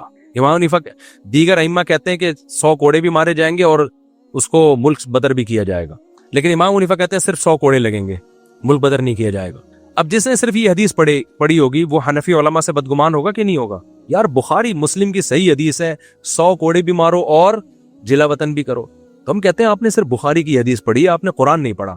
قرآن کہہ رہا ہے الزانیۃ والزانی فاجلدوا کل واحد منہما 100 جلدہ، زنا کرنے والا مرد اور زنا کرنے والی عورت دونوں کو 100 کوڑے مارو۔ ہم کہتے ہیں قرآن نے جو سزا بیان کی ہے نا زانی کی، وہ صرف کتنا ہے؟ 100 کوڑے۔ تو دلائل پہلے حدیث سے شروع ہوتے ہیں یا قرآن سے؟ تو یہ حدیث کو اگر ایز اٹ از لے لیا جائے تو یہ قرآن کے اگینسٹ جا رہی ہے۔ ایز اٹ از اگر لے لیا جائے کہ 100 کوڑے بھی مارو اور جلا وطن بھی کرو، آپ کہہ سکتے ہو حدیث تو قرآن کی تشریح ہے نا، جو بات قرآن نے بیان نہیں کی وہ کون بیان کر رہا ہے؟ حدیث۔ تو ہم ایز اے تشریح لے لیں کہ قرآن نے آدھی سزا بیان کی، مکمل کس میں ہے؟ حدیث میں۔ ہم کہتے ہیں کہ تشریح وہاں ہوتی ہے جہاں اجمال اور ابہام ہوتا ہے۔ قرآن کی اس آیت میں کوئی ابہام، دیکھو قرآن نے کہا 5 نمازیں پڑھو، لیکن اس میں ابہام ہے، کیسے پڑھیں؟ قرآن دیکھ کے نہیں پڑھ سکتے، حدیث کی طرف ہم جائیں گے، بھئی ایسے پڑھیں۔ لیکن یہ جو آیت ہے نا کہ 100 کوڑے مارو، اس میں کوئی ابہام نہیں ہے، قرآن نے ٹوٹل سزا بیان کی ہے۔ اگر مزید کوئی سزا ہوتی تو قرآن کچھ تو لفظ بڑھاتا نا آگے کہ کوڑے بھی مارو پھر یہ بھی کرو۔ قرآن نے ہمیں کہا فجلدوا کل جزا، جو کل جزا بیان ہو رہی ہے نا، کل ٹوٹل اس کی سزا بیان ہو رہی ہے، وہ سزا ٹوٹل یہ بیان ہو رہی ہے کہ 100 کوڑے مارو۔ تو اب جس نے قرآن بھی پڑھا ہو، حدیث بھی پڑھی ہو، پورا پراپر وے میں علم حاصل کیا ہو، اس کو فقہاء پر اعتراض نہیں ہوگا۔ وہ کہے گا بھائی، وہ پھر امام حنیفہ کے نزدیک اس حدیث میں تعویل ہے، کہتے ہیں یہ جو نبی نے فرمایا نا کہ جلا وطن کرو، یہ قاعدہ اور قانون قیامت تک کے لیے بیان نہیں کیا، یہ اسپیسیفک کسی خاص واقعے کے لیے بیان کیا ہے۔ بعض دفعہ یہ ہوتا ہے کہ لڑکا لڑکی میں عشق ہو جاتا ہے، اس بیس پہ وہ زنا کرتے ہیں، تو ان کو الگ کر دیا جائے، ایک کو اس ملک بھیج دیا، اس کو اس ملک بھیج دیا، تاکہ دوبارہ ان میں زنا کا چانس نہ ہو۔ بعض دفعہ یہ بھی ہوتا ہے کہ ایک عورت زانی ہے، اس نے زنا کیا، آج کوڑے مر گئے، لگ گئے، اس کو ہمیشہ 4 گواہ تھوڑی ملیں گے، وہ اور مردوں سے زنا کرنا شروع کر دے گی، اس کو ملک سے نکالو تاکہ وہ سوسائٹی میں گند نہ پھیلائے. تو ہم کہتے ہیں یہ حد کا حصہ نہیں ہے, سزا کا حصہ نہیں ہے, یہ بادشاہ اور امیر کی رائے پر ہے کہ وہ سوٹیبل سمجھتا ہے تو نکال دے, سوٹیبل سمجھتا ہے تو نہیں نکالے. کی وجہ اس کی ہے کہ بعض دفعہ ان کو ملک بدر کرنے میں زنا کا خطرہ زیادہ ہوتا ہے. ابھی تو یہاں اس لڑکی کے باپ بھائی ہیں, کما کے کھلا رہے ہیں, پھر بھی زنا کر رہی ہے. آپ نے جلا وطن کر دیا, بے روزگار ہو گئی, تو وہ تو زنا ہی کو پیشہ بنا لے گی اپنا. میں سمجھا پا رہا ہوں اپنی بات؟ تو اب پوری ڈیٹیل کے ساتھ جس نے یہ بخاری کی حدیث پڑھی ہوگی وہ پھر بدگمان نہیں ہوگا.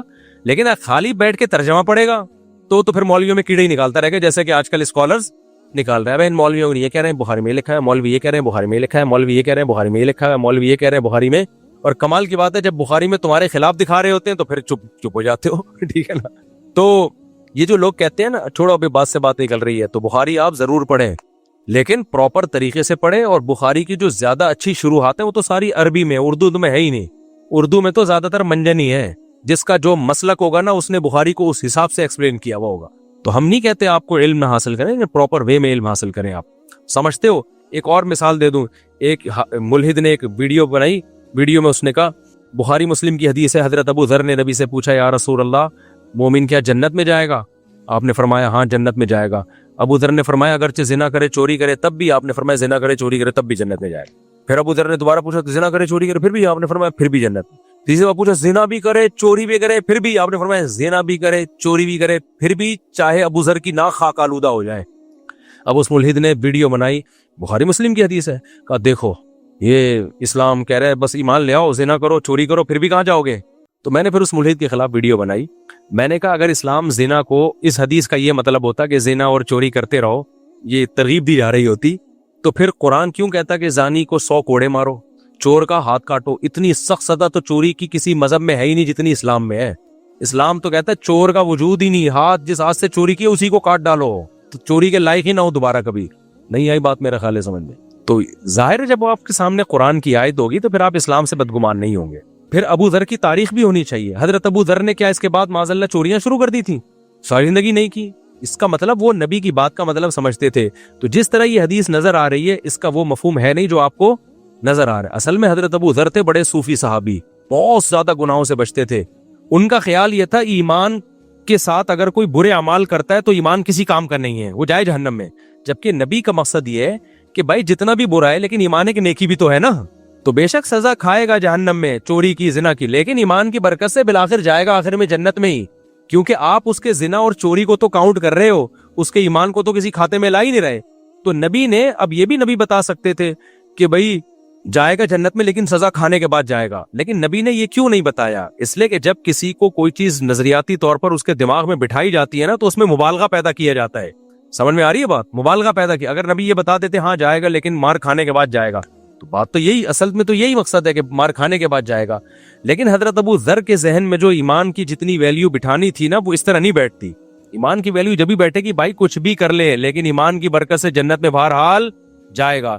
تو پوری ڈیٹیل جب آپ کے سامنے ہوگی تو پھر آپ فیصلہ کرو گے. اور آسان ایک مثال دے کے بس بیان بالکل ختم کر رہا ہوں میں, سچی مچی کا ختم, تاکہ یہ اور خاندانی, یہ جو آج کل یہ بہت اعتراض کیا جاتا ہے کہ علماء منع کرتے ہیں ترجمہ نہ پڑھو, یہ نہ پڑھو, یوں نہیں کرو, یہ اپنے منجن بیچ رہے. اپنے منجن کوئی نہیں بیچ رہا ہوتا. مقصد یہ ہوتا ہے کہ عوام جب پڑھے تو پھر پراپر وے میں پڑھے, نہیں تو پھر آرام سے بیٹھے رہو, پھر علماء سے مسئلہ پوچھ لیا کرو جب پھنسو تو. ایک اور مثال ہے, یہ تو بہت ہی واضح مثال ہے, یہ بھی بخاری مسلم کی حدیث ہے. حضرت ابو ہریرہ رضی اللہ تعالیٰ عنہ ایک دفعہ نبی کی تلاش میں نکلے, نبی صلی اللہ علیہ وسلم ان کو ملے, تو حضرت ابو ہریرہ کو نبی نے اپنا جوتا دیا علامت کے طور پہ. فرمایا جو بھی ملے نا میرا یہ نال اس شریف اس کو دکھانا اور کہنا کہ نبی نے فرمایا من قال لا الہ الا اللہ دخل الجنہ, جو بھی مسلمان ملے اس کو خوشخبری دینا کہ جس نے لا الہ الا اللہ کہا وہ جنت میں جائے گا. حضرت ابو ہریرہ بڑی خوشی پلٹے. سب سے پہلے ملاقات ہوئی حضرت عمر سے, تو حضرت عمر نے پوچھا کیا ہوا؟ فرمایا نبی کے پاس سے آ رہا ہوں اور یہ میرے پاس نبی کے نال ہے جس سے یقینی بات ہے کہ تاکہ پتہ چلے واقعی نبی نے فرمایا. نبی نے فرمایا جو شخص کہہ دے گا لا الہ الا اللہ جنت میں جائے گا, تو میں لوگوں کو خوشخبری دینے جا رہا ہوں. یہ حضرت عمر نے زور سے حضرت ابو ہریرہ کے سینے پہ دھکا لگایا. حضرت ابو ہریرہ کہتے ہیں فخررت علستی, میں کولے کے بل زمین پہ گرا اور رونے لگا. میں اتنا زور سے دھکا دیا مجھے. فرمایا واپس کسی کو یہ حدیث سنانے کی اجازت. اب کیا مطلب معاذ اللہ, کیا حضرت عمر چاہتے تھے کہ نبی کی حدیثیں چھپ جائیں اور معاذ اللہ اپنا منجن بیچ رہے تھے یہ کہہ کے؟ وہ جیسے کہ آج کل لوگ علماء پہ اعتراض کرتے ہیں یہ نبی کی حدیثیں چھپاتے ہیں منجن بیچنے کے لیے, کہتے ہیں یہ نہ پڑھو وہ نہ پڑھو. یہ مقصد نہیں ہے. ہر چیز ہر ایک کے لیول کی نہیں ہوتی. پڑھو تو پھر پراپر وے میں پڑھو ضرور بھائی. ہم تو پڑھا رہے ہیں مدرسوں میں جا کے. اگر ہم نے چھپانی ہوتی, میرے تو بخاری کے لیکچر ہو رہے ہیں ابھی یوٹیوب پہ انشاءاللہ آنا شروع ہو جائیں گے تھوڑے دنوں میں. میرے قرآن کی تفسیر کے لیکچر ہو رہے ہیں. اگر ہم نے قرآن چھپانا ہوتا تو ہم قرآن کے درس دے رہے ہوتے لوگوں میں جا کے. تو حضرت ابو ہریرہ کہتے ہیں میں رونے لگا, نبی کے پاس گیا تو میں نے کہا کہ آپ کی یہ حدیث تھی, عمر نے مجھے دھکا دے کے گرایا اور چھپا رہے ہیں, یعنی وہ نہیں بتانے دے رہے. تو نبی نے حضرت عمر سے پوچھا کہ آپ نے ایسے واقعی ایسا کیا ہے؟ فرمایا ہاں یا رسول اللہ. تو آپ نے فرمایا عمر تم نے ایسا کیوں کیا؟ فرمایا اذن یتقل الناس, یا رسول اللہ لوگ یہ حدیث سنیں گے اور کلمے پر اتفاق کر کے بیٹھ جائیں گے. لوگ بولیں گے لا الہ الا اللہ کو جنت میں جائیں گے, لا الہ الا اللہ بس ختم. ٹھیک ہے کہاں جائیں گے اب جنت میں؟ اب کچھ کرنا ہی نہیں, عمل تو گیا, کچھ بھی نہیں کریں گے, نہ جہاد کریں گے نہ برائی سے بچیں گے. تو جس کے دل میں عمر سے نفرت ہوگی, بغض ہوگا, وہ کہے گا عمر نے خیر کی بات پھیلانے سے رکوا دیا. تو بالکل جس کے دل میں مولویوں سے نفرت ہوگی وہ کہے گا یہ مولوی لوگ اپنا منجن بیچ رہے ہیں. لیکن جس کے دل میں عمر سے عقیدت ہوگی وہ کہے گا بھائی حضرت عمر نے نبی کی حدیث سے معاذ اللہ نفرت نہیں تھی, اگر پھر عمر تھوڑی بنتے. عمر کا مقصد یہ تھا کہ اتنی حدیث اگر جائے گی تو لوگ غلط فہمی کا شکار ہوں گے. یہ حدیث جائے تو تمام لوازمات کے ساتھ جائے کہ بھئی ایک نہ ایک دن جنت میں داخل ہوگا, سزا کھانے کے بعد جنت میں داخل ہوگا. ایسے ہی نہیں ایک دم سے نہیں داخل ہوگا, لیکن کب ہوگا یہ تھوڑی اس میں بتایا ہے. سمجھتے ہو کہ نہیں سمجھتے ہو؟ تو اس طرح بہت سارے ہمیں واقعات ملتے ہیں. کسی صحابی نے نبی سے حدیث سنی, ساری زندگی نہیں بتائی, موت کے وقت بتایا لوگوں کو کہ علم چھپانے کا گناہ نہ ملے. موت کے وقت بتایا کہ لوگ اس کا غلط مطلب نہ سمجھے. تو علم چھپانا مقصد نہیں ہوتا, وہ مینٹل لیول. تبھی علماء نے عوام کے لیے ریاض الصالحین لکھی اور اس طرح کی جن میں عملی زندگی سے ہمارا جن کا تعلق ہے, تو جن کے فقی مسائل سے ان کا تعلق نہیں ہے, کیونکہ فقی مسائل میں تو بہت ڈیپتھ میں جا کے بہت بحث ہوتی ہے اس میں. تو اس لیے کہا جاتا ہے بھائی ریاض الصالحین میں صحیح حدیث کا مجموعہ ہے. علامہ نووی شافعی تھے, بہت بڑے عالم, انہوں نے لکھی ہے, وہ پڑھیں آپ. الادب المفرد تو امام بخاری کی ہے, اس میں تو بہت ساری ہر طرح کی روایات ملتی ہیں. اس سے زیادہ بہتر ریاض الصالحین ہے, وہ بہترین کتاب ہے, تبلیغ جماعت میں بھی پڑھائی جاتی ہے, عربوں میں, سعودی عرب میں, دنیا میں ہر جگہ. تو وہ رکھنی چاہیے, صحیح حدیث کا مجموعہ ہے, وہ بھی حدیث ہیں, وہ پڑھو. تو بخاری پہ پڑھو گے تو پھر پوری ڈیٹیل کے ساتھ پڑھنی پڑے گی آپ کو, ناسخ منسوخ, اس میں کون سی منسوخ ہے, کون سی قرآن کے اگینسٹ ہے, تو پھر اس کا مفہوم کیا ہے. اسی بہت ساری روایتیں ہیں. بخاری میں ایک حدیث ہے کہ عیسیٰ علیہ السلام قرب قیامت میں آئیں گے, یزع الحربہ, جنگ کو ختم کر دیں گے. حدیث پڑھو گے آپ بولو گے لے بھیا اب تک تو سمجھ رہے تھے جہاد ہو گئی کہاں, عیسیٰ کے دور میں ہوگا. اب پتہ چلا قادیانی حدیث پیش کرتے ہیں, مرزا غلام احمد قادیانی پہ فٹ کرتے ہیں, اور پھر کہتے ہیں مولوی حدیث تم سے کیا کرتے ہیں, چھپاتے ہیں. وہ کہتے ہیں نا مرزا غلام احمد قادیانی نے جہاد کے حرام ہونے کا فتویٰ دیا تھا, تو کہتے ہیں عیسیٰ بھی وہی عیسیٰ مسیح موعود ہے, کیونکہ حدیث میں یزع الحربہ, حربہ نیزے کو کہتے ہیں, یہ کنایہ جنگ سے, نیزہ رکھ دیں گے بھائی, اب لڑائی بڑائی کیا ہے, بندوق توپوں کا زمانہ گیا, محبت پیس. تو جو پوری بخاری پڑھی بھی ہوگی, علماء سے پڑھی بھی ہوگی, وہ کہے گا بھائی یہاں غلطی سے کاتب سے نقطہ رہ گیا, اصل میں تھا وَيَزَعُ الْجِزِيَّةَ, کیونکہ دیگر روایات میں کیا ملتا ہے, جزیے کا لفظ ملتا ہے. یہاں کیا ہے, حربہ لکھا ایسے ہی جاتا ہے نا, راوی نے نقطے چھوڑ دیے اس میں, باقی تمام نسخوں میں کیا ہے, جزیہ ہے. اور ایسی بہت ساری غلطیاں بخاری میں ہو جاتی ہیں کتابت کی, کیونکہ پہلے یہ فن کتابت اتنی ترقی تھوڑی ہوئی تھی. اسی سے وہ مسئلہ بھی حل ہو گیا حضرت معاویہ والا, کہ باغی جماعت عمار بن یاسر کو قتل کرے گی, یدعونہ الی النار, جو ان کو جہنم کی آگ کی طرف بلائے گی. ہم کہتے ہیں بخاری کے تمام نسخوں میں یدعونہ الی النار کا لفظ موجود نہیں ہے, تو اس کا بخاری میں ہونا ہی یقینی نہیں ہے. ایک صحابی کا جنتی ہونا قرآن سے یقینی ہے, اور بخاری کی اس روایت سے ان کا جہنمی ہونا لازم آ رہا ہے. تو جبکہ بخاری کے سارے نسخوں میں ہے بھی نہیں وہ روایت, تو کیوں نہ ان نسخوں کو مانا جائے جو قرآن کے مطابق ہیں, اور اس میں فرض کر لیا جائے کسی سے غلطی سے یہ الفاظ آ گئے ہیں. لیکن نہیں جی, اس ایک لفظ کو لے کے بیٹھ کر سیدنا معاویہ, جن کو ہر محدث رضی اللہ عنہ لگا رہا ہے, ایک طرف وہ جہنم کی طرف بلا بھی رہے ہیں, اور دوسرے رضی اللہ عنہ بھی لگا رہے ہو. یار یہ انگریز بولے گا یہ کیا تکلف کر رہے ہو یار تم لوگ بھائی. ایک طرف ان کو آپ جہنمی بھی بلا رہے ہو, جہنم کے دعوت دینے والے, اور نبی کی حدیث سن کے بھی جہنم کی طرف لوگوں کو بلاتے رہے, اتنے بڑے فاسق. اور ایک طرف کہتے ہو فاسق کی حدیثیں مقبول نہیں ہے, لیکن تمام حدیث کی کتابوں میں ان کی حدیثیں بھی ہیں. تو یہ کھلا تضاد نہیں ہے کیا؟ تو اس سے بہتر یہ کہ بھائی یہ یقینی الفاظ ہے ہی نہیں یدعونہم الی النار والے. تو ریفرنسز کا منجن بہت بک رہا ہے آج کل. خالی اتنا کافی نہیں ہوتا, جب تک پراپر وے میں علم نہیں ہوتا آپ کو کسی موضوع پہ تبصرہ کرنے کی اجازت نہیں. محمد سمیر کہتے ہیں انڈیا سے, امام احمد ابن حنبل کے نزدیک داڑھی ایک مچھ سے کم کرنا مکروہ ہے, جبکہ آپ کہتے ہیں کہ چاروں اماموں کے نزدیک داڑھی ایک مچھ سے کم کرنا حرام ہے, رہنمائی فرمائیں. امام احمد بن حنبل کے نزدیک داڑھی ایک مچھ سے کم کرنا مکروہ ہے, میرے علم میں کوئی ایسی بات نہیں گزری. اگر کہیں فقہی عبارت میں کریہا لکھا بھی ہو تو اس مکروہ سے اصطلاحی مکروہ مراد نہیں ہے, لغوی مکروہ مراد ہوگا کہ اس کو ناپسند کیا ہے. باقی اصل حکم یہی ہے کہ اعفوا اللحیٰ وقصوا الشوارب, علامہ شامی رحمہ اللہ تعالی جو فقہ حنفی کے مشہور فقی ہیں، انہوں نے اجماع نقل کیا اس پر. اما ما يفعله بعض المغاربة والمخنثة كما يفعله اما الاخذ ما دون القبضة او حلقه اما الاخذ ما دون القبضة او حلقها كما يفعله بعض المغاربة والمخنثة من الرجال فلم يبح احد. یہ ان کے الفاظ ہیں، یہ اس سے ملتے جلتے کہ یہ جو ایک مٹھ سے کم داڑھی کرتے ہیں یہ بالکل ہی مونڈ دیتے ہیں، جیسے کہ بعض مغربی لوگ اور وہ لوگ جو یعنی انہوں نے تو مخنث کا لفظ استعمال کیا، بہت سخت لفظ. فرمایا کہ فلم یبح احد، اس کے کسی بھی فقی نے حلال نہیں قرار دیا ہے. تو علامہ شامی تو بہت بڑے محقق تھے، وہ اتنا بڑا دعویٰ کیسے کر سکتے ہیں کہ جی اگر امام احمد بن حنبل نے اس کو جائز قرار دیا ہوتا تو مشہور بات ہوتی ہے، کوئی چھپنے والی بات تو نہیں تھی. اس لیے حدیث میں صاف ہے اعفوا اللحى وقصوا الشوارب، داڑھی بڑھاؤ، رکھنے کا نہیں ہے، بڑھانے کا حکم ہے. تو بڑھانا ہی واجب ہے داڑھی کا، اس کا کٹانا جائز نہیں ہے، اور اس پر پوری امت کا اجماع ہے. اگر کسی نے اختلاف کیا بھی ہے تو ایسے اختلاف جو بالکل اس کی کوئی بیس ہی نہ ہو، کوئی دلیل ہی نہ ہو اس کے پیچھے، اس اختلاف کی کوئی حیثیت ہوتی نہیں ہے. تو کسی معتبر مجتہد نے اختلاف نہیں کیا اس میں. بنت امین پاکستان سے، اگر بیوی یہ قسم اٹھا لے کہ وہ اپنے شوہر کے ساتھ باہر کہیں نہیں جائے گی اور پھر اگر وہ چلی جائے تو کیا قسم توڑنے کا کفارہ ہوگا؟ قسم کے کفارے کے پیسے بیک وقت دینا ضروری ہے یا پھر وقفے کے ساتھ دیے جا سکتے ہیں؟ یعنی اگر 10 غریبوں کو کھانا کھلانا ہے تو 10 حصوں میں ڈیوائڈ کر کے پیسے دیے جا سکتے ہیں.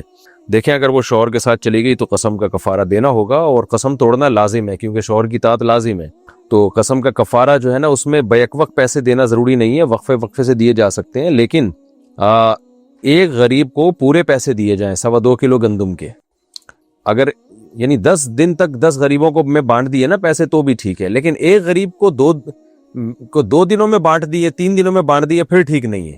ایک غریب کو ایٹ اے ٹائم کم سے کم 2.25 کلو گندم یا اس کی قیمت کے پیسے دینے پڑیں گے. بعض علماء کے نزدیک 1.25 ہے، ہمارے نزدیک راج ہے 2.25 کلو گندم. تو 2.25 کلو گندم یا اس کی قیمت ایٹ اے ٹائم ایک غریب کو دینی پڑے گی، اور پھر دوسرے کو بے شک اگلے دن دے دیں، تیسرے کو تیسرے دن دے دیں، یا ایک ہی دن میں 10 غریبوں کو دے دیں تو بھی ٹھیک ہے. بلکہ یہ بھی جائز ہے کہ اسی غریب کو اگلے دن دے دیں 2.25 کلو گندم کے، تو وہ دوسرا غریب ہی سمجھا جائے گا. 10 دنوں تک ایک ہی غریب کو 2.25 کلو گندم ہر دن میں یعنی ہر دن میں تقسیم کر کے دے دیں تو بھی ٹھیک ہے. یعنی ایٹ اے ٹائم اس کو 2.25 کلو گندم ملنا چاہیے. اس طرح سے بھی دیے جا سکتے ہیں. اچھا آگے کہہ رہے ہیں کہ اگر 10 غریبوں کو کھانا کھلانا ہے تو 10 حصوں میں ڈیوائڈ کر کے پیسے دیے جا سکتے ہیں. ہاں پیسے دیے جا سکتے ہیں نا، میں نے بتایا، لیکن 2.25 کلو گندم ایک غریب کو ایک ٹائم پہ دیے جائیں لازمی. اس 2.25 کلو کو 2 حصوں میں ڈیوائڈ نہیں کر سکتے آپ، یا 2 دنوں میں ڈیوائڈ نہیں کر سکتے. اچھا انہی کا سوال یہ ہے کہ کیا ایک ہی غریب کو پیسے دیے جا سکتے ہیں تو پھر 10 غریبوں کو دینے ہوں گے؟ ایک ہی غریب کو ایک دن میں نہیں دے سکتے، 10 دنوں میں ڈیوائڈ کر کے دے سکتے ہیں، تو وہ 10 غریب ہی سمجھے جائیں گے، بشرطے کہ ہر دن 2.25 کلو گندم یا اس کی قیمت دی جائے، اس سے کم نہ دیے جائے. تیسرا سوال انہی کا یہ ہے کہ میں ایک طالبہ ہوں، میں قسم کے کفارے کے پیسے ادا نہیں کر سکتی. اگر میری امی میری قسم کے کفارے کے پیسے ادا کر دیں تو کیا میری قسم کا کفارہ ہو جائے گا یا پھر مجھے روزے رکھنے ہوں گے؟ اگر آپ کی امی آپ کی طرف سے دے دیں تو بھی قسم کا کفارہ ہو جائے گا، وہ بھی نہ دیں پھر آپ کو روزے رکھنا آپ پر لازم ہے. ناصر صاحب حیدرآباد ہندوستان سے، کیا ہم سود کی رقم سے اپنے سگے بھائی کی شادی میں مدد کر سکتے ہیں؟ میرے سگے بھائی کی آمدنی بہت کم ہے اور وہ غریب ہیں، شادی کے لیے انہیں رقم کی بہت ضرورت ہے. اگر میں غیر سودی رقم سے ان کی مدد کروں تو مجھے اپنے خرچوں سے بہت پریشانی ہوگی. دیکھیں جو سود کی رقم بینک میں اکاؤنٹ کھول کے سود لینا، اس سے یہ حرام عمل ہے، ناجائز عمل ہے. یعنی سودی اکاؤنٹ کھولنا ہی ناجائز ہے اگر آپ کے پاس آپشن ہے اسلامک بینکنگ کا. اگر آپشن نہیں ہے تو پھر مجبوری ہے. تو ایسی صورت میں شریعت کا حکم یہ ہے کہ سود بینک میں نہ چھوڑیں، بلکہ نکال کے ایک مصیبت اور گند سے جان چھڑانے کی نیت سے صدقہ کر دیں اس کو. وہ شرعی صدقہ نہیں ہوگا جیسے شریعت اس کو شریعت میں صدقہ کہتے ہیں، بلکہ وہ صدقہ یہ ہوگا، وہ صدقہ تو ہوگا ہی نہیں، اس کو مجازن صدقہ کہہ دیا جاتا ہے کہ جان چھڑانے کے لیے کسی کو دے دی. کیونکہ اب ضائع کرنا پیسے کا ٹھیک نہیں ہے، تو وہ کسی بھی مستحق کو دیا جا سکتا ہے.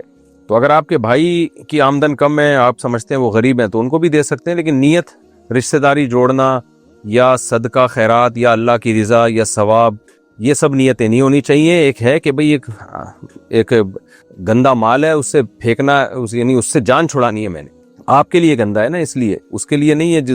ہاں آپ کے بھائی کو یہ پتا نہ ہو کہ یہ سودی رقم سے آپ ان کے ساتھ تعاون کر رہے ہیں. اگر ان کو پتا ہوگا تو پھر ان کے لیے لینا جائز ہی نہیں ہے. تو آپ ان کو یوں کہہ کے دے دیں کہ یہ کسی نے پیسے دیے تھے، رکھے ہوئے تھے میرے پاس امانت، کچھ ایسے گول مول بات کر کے ان کو پکڑا دیں. نیت یہ کریں کہ یہ جان چھوٹے. یوں نہ کہیں کہ میری طرف سے آپ کو گفٹ ہے، آپ کو ہدیہ ہے. حرام کام سے گفٹ، تحفے اور ہدیہ اور صدقہ خیرات یہ سب جائز نہیں ہے. جان چھڑانے کے لیے کہ اب شریعت نے کہا ہے کہ بھئی پیسہ ضائع کرنے سے بہتر ہے کسی کے کام آ جائے، تو ان کو پتہ بھی نہ ہو کہ سود کی رقم سے آپ دے رہے ہیں، تو کسی کے نام سے آپ ان کو وہ رقم پکڑا دیں، یہ جائز ہے آپ کے لیے. مریم صاحبہ لاہور سے پوچھتی ہیں، میں اپنی دوست کے حوالے سے آپ سے سوال کرنا چاہتی ہوں. اس کو طلاق ہو گئی ہے اور اس کی 2 بیٹیاں ہیں. ان کے والد مہینے کا 10,000 دونوں کا دیتے ہیں، یعنی فی بیٹی 5,000. دوست کا ذریعہ معاش کچھ بھی نہیں ہے. ایسے میں جو پیسے بینک میں بچوں کے جمع ہو رہے ہیں، کیا اس پر زکوٰۃ ہوگی؟ کیونکہ اس میں سے وکیل کی فیس بھی جاتی ہے. بچوں کی جو رقم جمع ہو رہی ہے نا، اگر وہ بچے نابالغ ہیں تو اس پہ زکوٰۃ نہیں ہے. نابالغ بچوں کی رقم پہ زکوٰۃ نہیں ہوتی. اور اگر والد صاحب دے رہے ہیں اپنی بیٹی کو جس کو طلاق ہوئی ہے، یعنی اس کی ملکیت میں دے رہے ہیں، نیت یہ ہے کہ بیٹی تم اس کی مالک ہو، تم جو چاہو کرو، اپنے بچوں پہ خرچ کرو، کہیں بھی خرچ کرو، تو پھر بیٹی مالک ہے. تو پھر اگر یہ زکوٰۃ کے نصاب کے برابر رقم پہنچ جاتی ہے تو پھر بیٹی پر زکوٰۃ واجب ہو جائے گی. تو والد صاحب کو چاہیے کہ وہ بچوں کی نیت کر لیں، بیٹی کے کہیں کہ بچوں کے لیے تمہیں دے رہا ہوں، یہ بچے اس کے مالک ہیں، رکھو تم، لیکن خرچ انہی پہ کرنا، پھر زکوٰۃ نہیں ہوگی. محمد اعجاز الرحمان، نیو جرسی، USA. میں اپنے والدین کی طرف سے عمرے کرنے کا سوچ رہا ہوں. کیا مجھے دونوں کے لیے الگ الگ عمرے کرنے ہوں گے یا دونوں کی طرف سے ایک عمرہ کر سکتا ہوں؟ اسی طرح اگر دیگر مرحوم رشتہ داروں یا اساتذہ کی طرف سے عمرہ کرنا چاہوں تو کیا طریقہ کار اختیار کرنا ہوگا؟ عمرہ آپ کی طرف سے ہوگا. آپ دل میں نیت کر لیں کہ اس کا ثواب فلاں فلاں کو پہنچے، یا عمرہ کرنے کے بعد دعا کر لیں اللہ میں نے جو عمرہ کیا اس کا ثواب فلاں فلاں کو پہنچے. تو یہ عمل ٹھیک ہے. اس میں بہت سارے لوگوں کی بھی نیت کی جا سکتی ہے، اس میں کوئی حرج نہیں ہے. یہ جو عمرہ ہے نا، یہ کسی کی طرف سے نہیں ہوتا حج بدل کی طرح. یہ ہوتا ہے کہ فلاں کی یعنی کر خود رہے ہیں، لیکن نیت یہ ہے کہ ثواب اس کا فلاں کو پہنچے. تو 10 کو 20 کو جتنوں کو چاہیں دل میں نیت کر لیں. آواران بلوچستان، بچہ پیدا ہونے کے بعد 7ویں دن میں عقیقہ نہیں کر سکا، پھر کتنے دنوں کے بعد عقیقہ کر سکتے ہیں؟ جب چاہیں کر سکتے ہیں، اس میں کوئی قید نہیں ہے. 14ویں دن کر لیں، 21ویں دن کر لیں، نہیں تو ویسے ہی جب چاہیں کر لیں. کوئی واجبہ حکم نہیں ہے یہ عقیقہ، سنت حکم ہے، واجب نہیں ہے. وقار واہ کینٹ سے اگر گنجائش نہ ہو تو لڑکے کے عقیقے میں 2 کے بجائے 1 بکرا ذبح کیا جا سکتا ہے. سنت تو دیکھیں 2 بکرے ہی ہیں جیسے کہ حدیث میں. گنجائش نہیں ہے تو 1 بکرا کر لیں آپ، 1 کبھی زندگی میں بعد میں کر لیے گا. نہیں بھی کریں تو بھی کوئی حرج نہیں ہے. تو اس لیے اگر 2 کی گنجائش نہیں تو 1 کر لیں، کیونکہ لازم حکم نہیں ہے. یہ قربانی جب واجب ہوئی ہے نا، اضحیہ کی قربانی جو بقرعید کی قربانی، تو اس نے پچھلی جو عقیقی قربانی تھی اس کے وجوب کو منسوخ کر دیا. اب وہ مستحب ہے. اچھی باتیں کر لیں اور جتنی گنجائش ہے اتنی کر لیں. بہتر یہی ہے کہ نصاب پورا کر لیں 2 بکرے. تو ابھی گنجائش نہیں ہے تو 1 ابھی کر لیں، بعد میں کبھی اور کسی اور وقت کر لیے گا. عاصمہ صاحبہ پشاور سے، میرے کچھ ذاتی سوالات ہیں اور میں اسلامی نقطہ نظر کے مطابق جواب چاہتی ہوں. میں ایک انٹرسیکس خاتون ہوں. بظاہر میں ایک لڑکی ہوں، لیکن مجھے تقریباً 10 سال پہلے پتہ چلا کہ میرے پاس مردانہ تولیدی عضو ہے. تو ڈاکٹر نے مجھ سے پوچھا کہ آپ لڑکی بننا چاہتی ہیں یا لڑکا؟ میں نے لڑکی بننے کا انتخاب کیا. چنانچہ ڈاکٹر نے سرجری کے ذریعے میرے مردانہ جو تولیدی عضو ہے وہ نکال دیا اور ہارمون ٹریٹمنٹ بھی شروع کیا اور ماہر نفسیات کے ساتھ سیشن بھی کیا. میرا سوال یہ ہے، کیا تمام خواتین کے قوانین مجھ پر لاگو ہوں گے؟ کیا میں مرد سے شادی کر سکتی ہوں؟ جی بالکل، خواتین ہی کے قوانین آپ پہ لاگو ہوں گے. آپ مرد سے نکاح کر سکتی ہیں. اور جو انٹرسیکس خاتون ہوتی ہیں ان کا یہی حل ہے کہ ایک عیب دور کرنے کے لیے، کیونکہ ان میں عورت کی علامات زیادہ ہیں، تو ان کو چاہیے کہ وہ آپریٹ کرا کے مکمل عورت بن جائیں. اللہ کی تخلیق کو تبدیل کرنا جائز نہیں ہے، یعنی مرد عورت نہیں بن سکتا، نہ عورت مرد بن سکتی ہے. لیکن جو اس طرح کے لوگ ہوتے ہیں نا جن میں دونوں علامتیں پائی جائیں، تو جو علامتیں زیادہ پائی جائیں تو ان کو شریعت کہتی ہے کہ اگر مردانہ علامتیں زیادہ ہیں تو مرد ہیں، تو پھر ان کو مکمل مرد بن جانا چاہیے. اگر عورت والی علامتیں زیادہ ہیں تو عورت ہیں وہ، تو پھر ان کو مکمل عورت بن جانا چاہیے. پھر یہ تغییر خلق اللہ نہیں ہے بلکہ ازالہ عیب ہے کہ ایک عورت تھی لیکن اس میں کچھ مردانہ علامتوں کا آ جانا ہے کہ عیب ہے، تو اس عیب کو آپریٹ کر کے یا ٹریٹمنٹ کے ذریعے ختم کرنا یہ ایک اچھا عمل ہے. محمد لیاری کراچی سے، الکوہل والی دوا لینا جائز ہے؟ جائز ہے دوا کی نیت سے. یہ نیت نہ ہو کہ سکون ملے گا مجھے اور تھوڑا سا نشہ آئے گا، یہ نیت ہے تو پھر جائز نہیں ہے.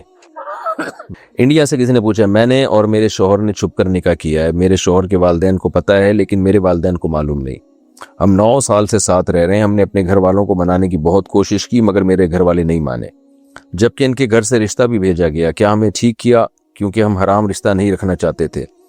بہت سمجھایا مگر میرے والدین نہیں مانتے. ابھی ہم ساتھ نہیں رہتے ہیں. میں پڑھائی کی وجہ سے ملک سے باہر ہوں اور میرے شوہر انڈیا میں ہیں. ابھی میرے گھر والوں کو پتہ نہیں ہے تو اب ہمیں کیا کرنا چاہیے؟ آپ سے دعا کی درخواست ہے. دیکھیں 9 سال سے آپ ساتھ رہ رہے ہیں, نکاح کر کے رہ رہے ہیں, اور اب آپ یہ پوچھ رہی ہیں کہ ہم نے ٹھیک کیا یا نہیں کیا. تو ٹھیک کیا یا نہیں کیا تو کام کرنے سے پہلے پوچھنا چاہیے نا کہ ٹھیک کر رہی ہیں کہ نہیں کر رہی. تو اب جب اس میں تو کسی کے لیے یہ عمل ٹھیک ہو سکتا ہے, کسی کے لیے ٹھیک نہیں ہو سکتا. لیکن جب ایک عمل ہو گیا ہے اور 9 سال بھی گزر گئے ہیں, تو اگر غلط بھی کیا تو بعض غلطیاں ریورس نہیں ہوتی ہیں. ان کو ریورس کرنا اس سے بڑی غلطی ہوتی ہے. جب ایک کام ہو گیا تو ہو گیا ہے, تو اب اس کو نبھائیں اور والدین کو سمجھائیں. 9 سال گزر گئے ہیں, اتنی ایج ہو گئی, نہیں مان رہے تو 9 سال اسی طرح گزار دیں اور 18 سال کے بعد مان جائیں گے. تو اب والدین کو چاہیے کہ جب اب وہ مان جائیں, اپنی ڈھیٹ پنا اور ضد پنے میں آنا یہ ٹھیک نہیں ہے. ویسے بھی لڑکی باہر ملک میں پڑھ رہی ہے. اگر آپ کو اتنا ہی اپنی بچی کے ارمان تھے, اپنی پسند کی شادی کرنی تھی, تو بیرون ملک کیوں بھیجا پھر آپ نے اس کو؟ جب ظاہر لڑکی بیرون ملک جا رہی ہے یا پڑھ رہی ہے یونیورسٹی میں, کانفیڈنس پیدا ہو جاتا ہے اس کے اندر. پھر اس کو اتنے مردوں کو اس نے دیکھ لیا ہوتا ہے, وہ پھر اس پہ ایک اپنی روایات اور اپنے خاندانی روایات کو مسلط کرنا, یہ ایک لغو چیز ہے اور اس کی کوئی لاجک بنتی نہیں ہے. تو پھر میں وہ اپنی بات کو دہراتا ہوں, آپ نے ٹھیک کیا یا غلط کیا یہ کرنے سے پہلے پوچھنا چاہیے. تو کسی کے پورے حالات سامنے ہوتے ہیں تو پھر انسان فیصلہ کر پاتا ہے کہ ٹھیک کیا یا غلط کیا. اب بہرحال ہو گیا اور 9 سال گزر گئے ہیں, اب اس عمل کو ریورس کرنا بہرحال غلط ہوگا. تو اب جو ہے اس کو نبھائیں اور اپنے شوہر کے ساتھ زندگی گزاریں. ماں باپ مانتے ہیں ٹھیک ہے, نہیں مانتے تو آپ کا اب شوہر ہیں, تو لڑکی کے ویسے بھی نکاح کے بعد ماں باپ سے زیادہ اطاعت جو ہے وہ شوہر کی لازم ہوتی ہے. امریکہ سے کسی نے پوچھا, مفتی صاحب ہم اپنی نماز کس طرح ٹھیک کر سکتے ہیں؟ دیکھیں نماز میں 2 چیزیں ٹھیک کرنے کی ہوتی ہیں, ایک ظاہری نماز اور ایک باطنی. ظاہری نماز تو مسائل پڑھ لیں آپ, تسہیل بہشتی زیور مولانا اشرف علی تھانوی رحمۃ اللہ علیہ کی کتاب ہے جس کو بڑی مقبولیت ملی ہے. اس میں نماز کا پراپر طریقہ لکھا ہوا ہے, سدہ سہو کے مسائل لکھے ہوئے ہیں. تو اختلافی مسائل بھی ہیں, کچھ نماز کے رفع الیدین کرنا ہے نہیں کرنا ہے, زور سے آمین آہستہ آمین. اس میں چاروں جو بڑے بڑے مجتہدین گزرے ہیں ان کی اپنی اپنی آرائیں ہیں, سب کے پاس دلیل ہے. تو اس لیے ہم کہتے ہیں ایک فقہ کو فالو کریں, دوسرے پہ رد نہ کریں. تو اردو بولنے والے یا اسی طرح افغانستان ہے, ایران میں جو سنی مسلمان ہیں, ازبکستان, تاجکستان, ترکی, یہاں سب فقہ حنفی کو فالو کرتے ہیں. تو ان کے پاس بھی دلیل ہے, فقہ شافی کے پاس بھی دلیل ہے. قرآن و سنت ہی سے سب کی نمازیں ثابت ہیں, لیکن ظاہر ہے ترجیح تو ایک ہی کو دینی ہے. تو اس لیے تسہیل بہشتی زیور بہت زبردست کتاب ہے اس بارے میں, تو آپ اس کا مطالعہ کریں, اس سے آپ ظاہری نماز ٹھیک کر لیں گے. اور باطنی کا مطلب خشوع و خضوع, وہ تو آپ کے دل کی حالت ہے. تو اس میں یہ کہ جب آپ قیام کے لیے کھڑے ہوں تو دل میں نیت کریں کہ میں اللہ کے سامنے کھڑا ہوں, اور جو پڑھ رہے ہیں اس کا ترجمہ بھی سیکھیں آپ. سورہ فاتحہ کا آگے جو تلاوت کرتے ہیں آپ, میرے جو تفسیر کے لیکچر ہیں اس میں سورہ فاتحہ اور 30ویں پارے کی بہت ڈیٹیل سے تفسیر اور ترجمہ ہے, وہ سن لیں آپ. میرے جو چینل ہے مفتی طارق مسعود اسپیچز, اس پہ, اس سے انشاءاللہ آپ کو نماز میں جب آپ قرآن پڑھیں گے تو ترجمہ سمجھ میں آئے گا انشاءاللہ, تو دل لگے گا نماز میں. بہت سے لوگوں کا دل اس لیے بھی نہیں لگتا, ان کو پتہ ہی نہیں ہم پڑھ کیا رہے ہیں. تو تسبیحات ہیں, دل اس میں لگائیں گے تو لگے گا. تو یہ 2 پہلو ہیں نماز کے جس سے نماز ٹھیک ہو سکتی ہے. ایبٹ عباس سے کسی نے پوچھا, میرے شوہر نے ماہواری میں مجھے 3 طلاقیں دی ہیں, میں ابھی عدت میں ہوں, تو کیا یہ طلاق ہو گئی؟ ہم اگر رجوع کرنا چاہیں تو عدت کے دوران رجوع کر سکتے ہیں. نہیں جی, طلاق حالت حیض میں بھی ہوتی ہے, اور 3 دے دی تو 3 ہو گئی, اب رجوع نہیں ہو سکتا. انڈیا سے کسی نے پوچھا, ایک عورت کے شوہر کا 9 محرم کو مغرب کی اذان کے وقت تقریباً 7:15 پر انتقال ہوا, اب اس کی عدت کون سی تاریخ, کون سے دن اور کتنے بجے مکمل ہوگی؟ دیکھیں ٹھیک 9 محرم کے بعد 130 دن, یعنی 9 محرم کے بعد سے 130 دن جب کمپلیٹ ہوں گے, کیونکہ چاند کبھی 29 کا ہوتا ہے کبھی 30 کا ہوتا ہے, اس لیے میں اسپیسیفک ڈیٹ نہیں بتا سکتا. ٹھیک 130 دن جب کمپلیٹ ہوں گے, اور 130 دن کے بعد جو ہے نا, جب مغرب کی اذان ہوگی 130ویں دن, کیونکہ مغرب کے وقت انتقال ہوا ہے تو مغرب ہی کے اذان کے وقت ٹھیک 130ویں دن ان کی عدت پوری ہو جائے گی. 130 دن جو ہے وہ 4 مہینے 10 دن بنتے ہیں. یہ جب ان کو پریگنینسی نہیں تھی, حمل نہیں. اگر حمل ہے تو بچہ ہوتا ہی عدت پوری ہو جائے گی.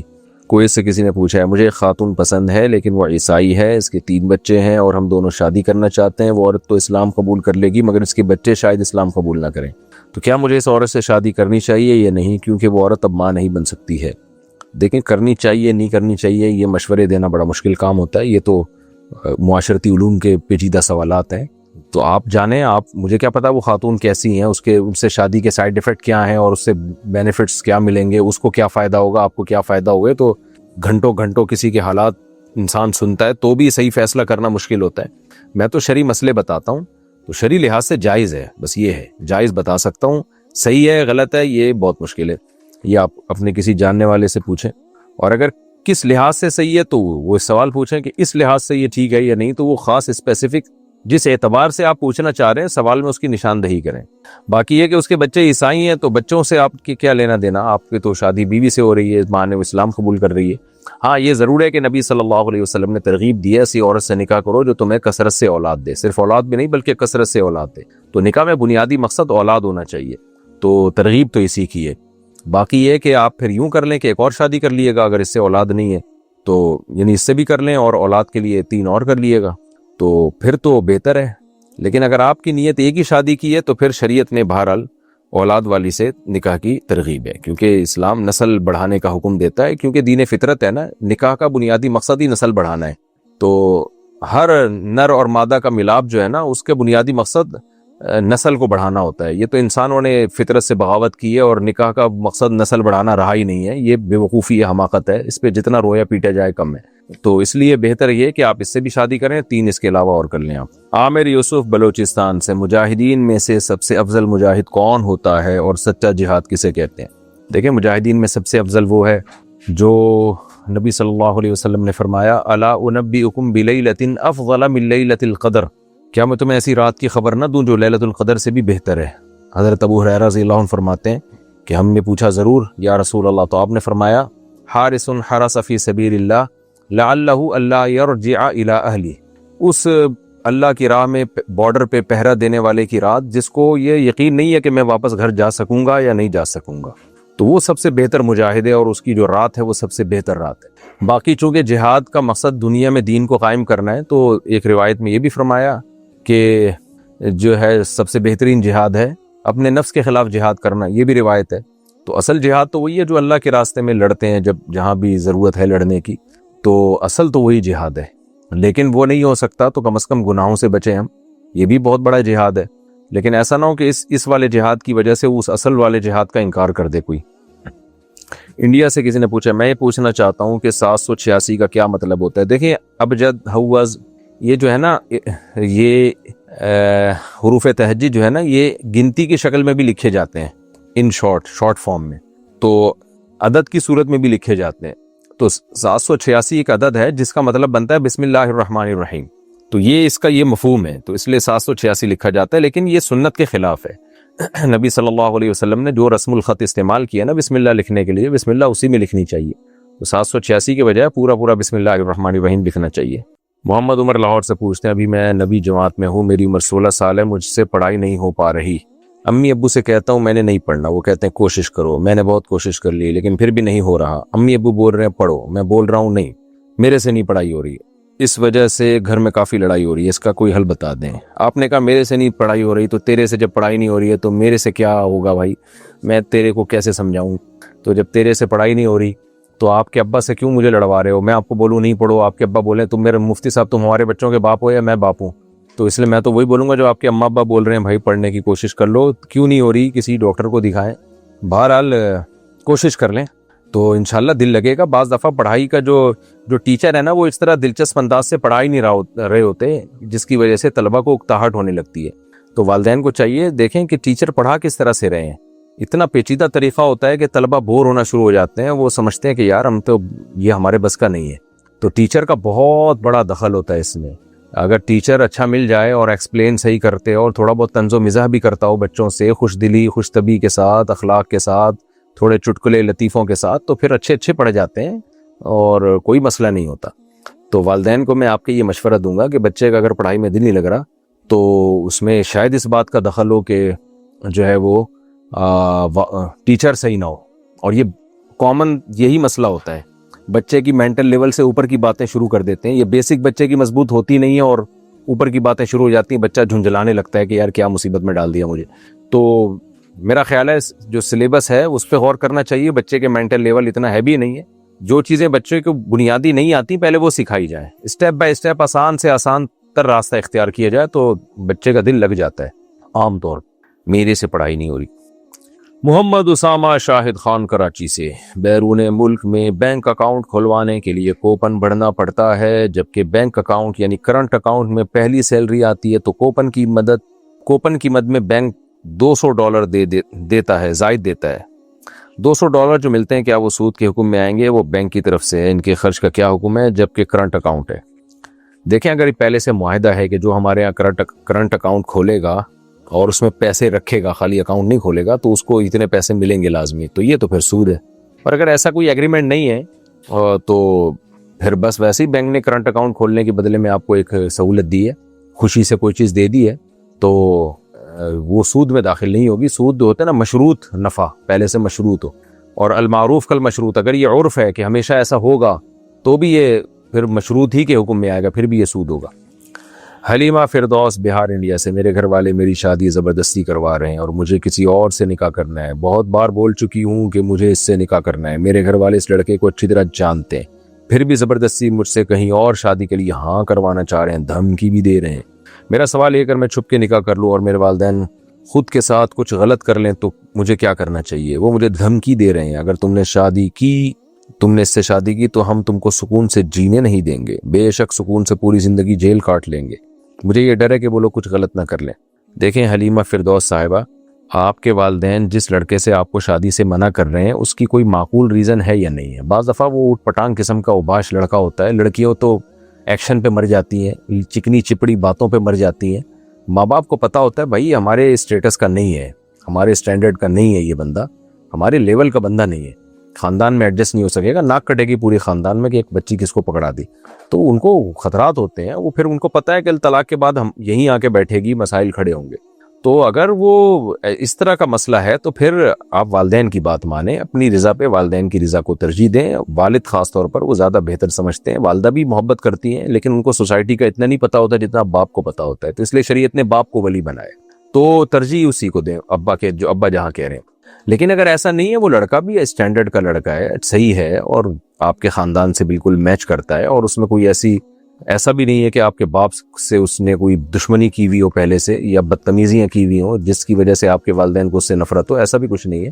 تو بلا وجہ کی والدین کے لیے پھر ضد کہ میری بچی یعنی وہاں نہیں کرو جہاں بچی چاہ رہی ہے، پھر یہ جائز نہیں ہے، کیونکہ نبی صلی اللہ علیہ وسلم کی صحیح حدیث ہے لن تر للمتحابین مثل النکاح، دو محبت کرنے والوں میں نکاح سے بہتر کوئی بھی چیز نہیں ہے۔ تو ایسی صورت میں پھر آپ کے والدین کی طرف سے زیادتی ہے، تو زیادتی ہے، گناہ کر رہے ہیں، غلط کر رہے ہیں۔ باقی اس زیادتی کی تلافی کیسے ہو؟ کیا آپ بھاگ کے شادی کریں یا والدین کے خلاف بغاوت کریں؟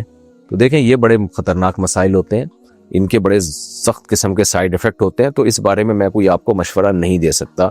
تو اس لیے اس بارے میں آپ اپنے ہی کسی وہیں کے بہار انڈیا سے آپ نے پوچھا ہے، اپنے پورے حالات بتا کے کیا اس کے سائیڈ ایفیکٹ ہو سکتے ہیں، کیا اس کے پازیٹیو نیگیٹو سب سامنے رکھ کر آپ مشورہ لیں کسی سے، تو یہ بہت خطرناک معاملات ہوتے ہیں۔ نارملی تو یہی ہے، میں آپ کو یہ کہوں گا کہ جہاں والدین کہہ رہے ہیں اگر اس میں کوئی خرابی نہیں تو شادی کر لیں وہاں پہ، کیوں بلا وجہ ماں باپ کو ایک مصیبت میں ڈال رہی ہیں آپ؟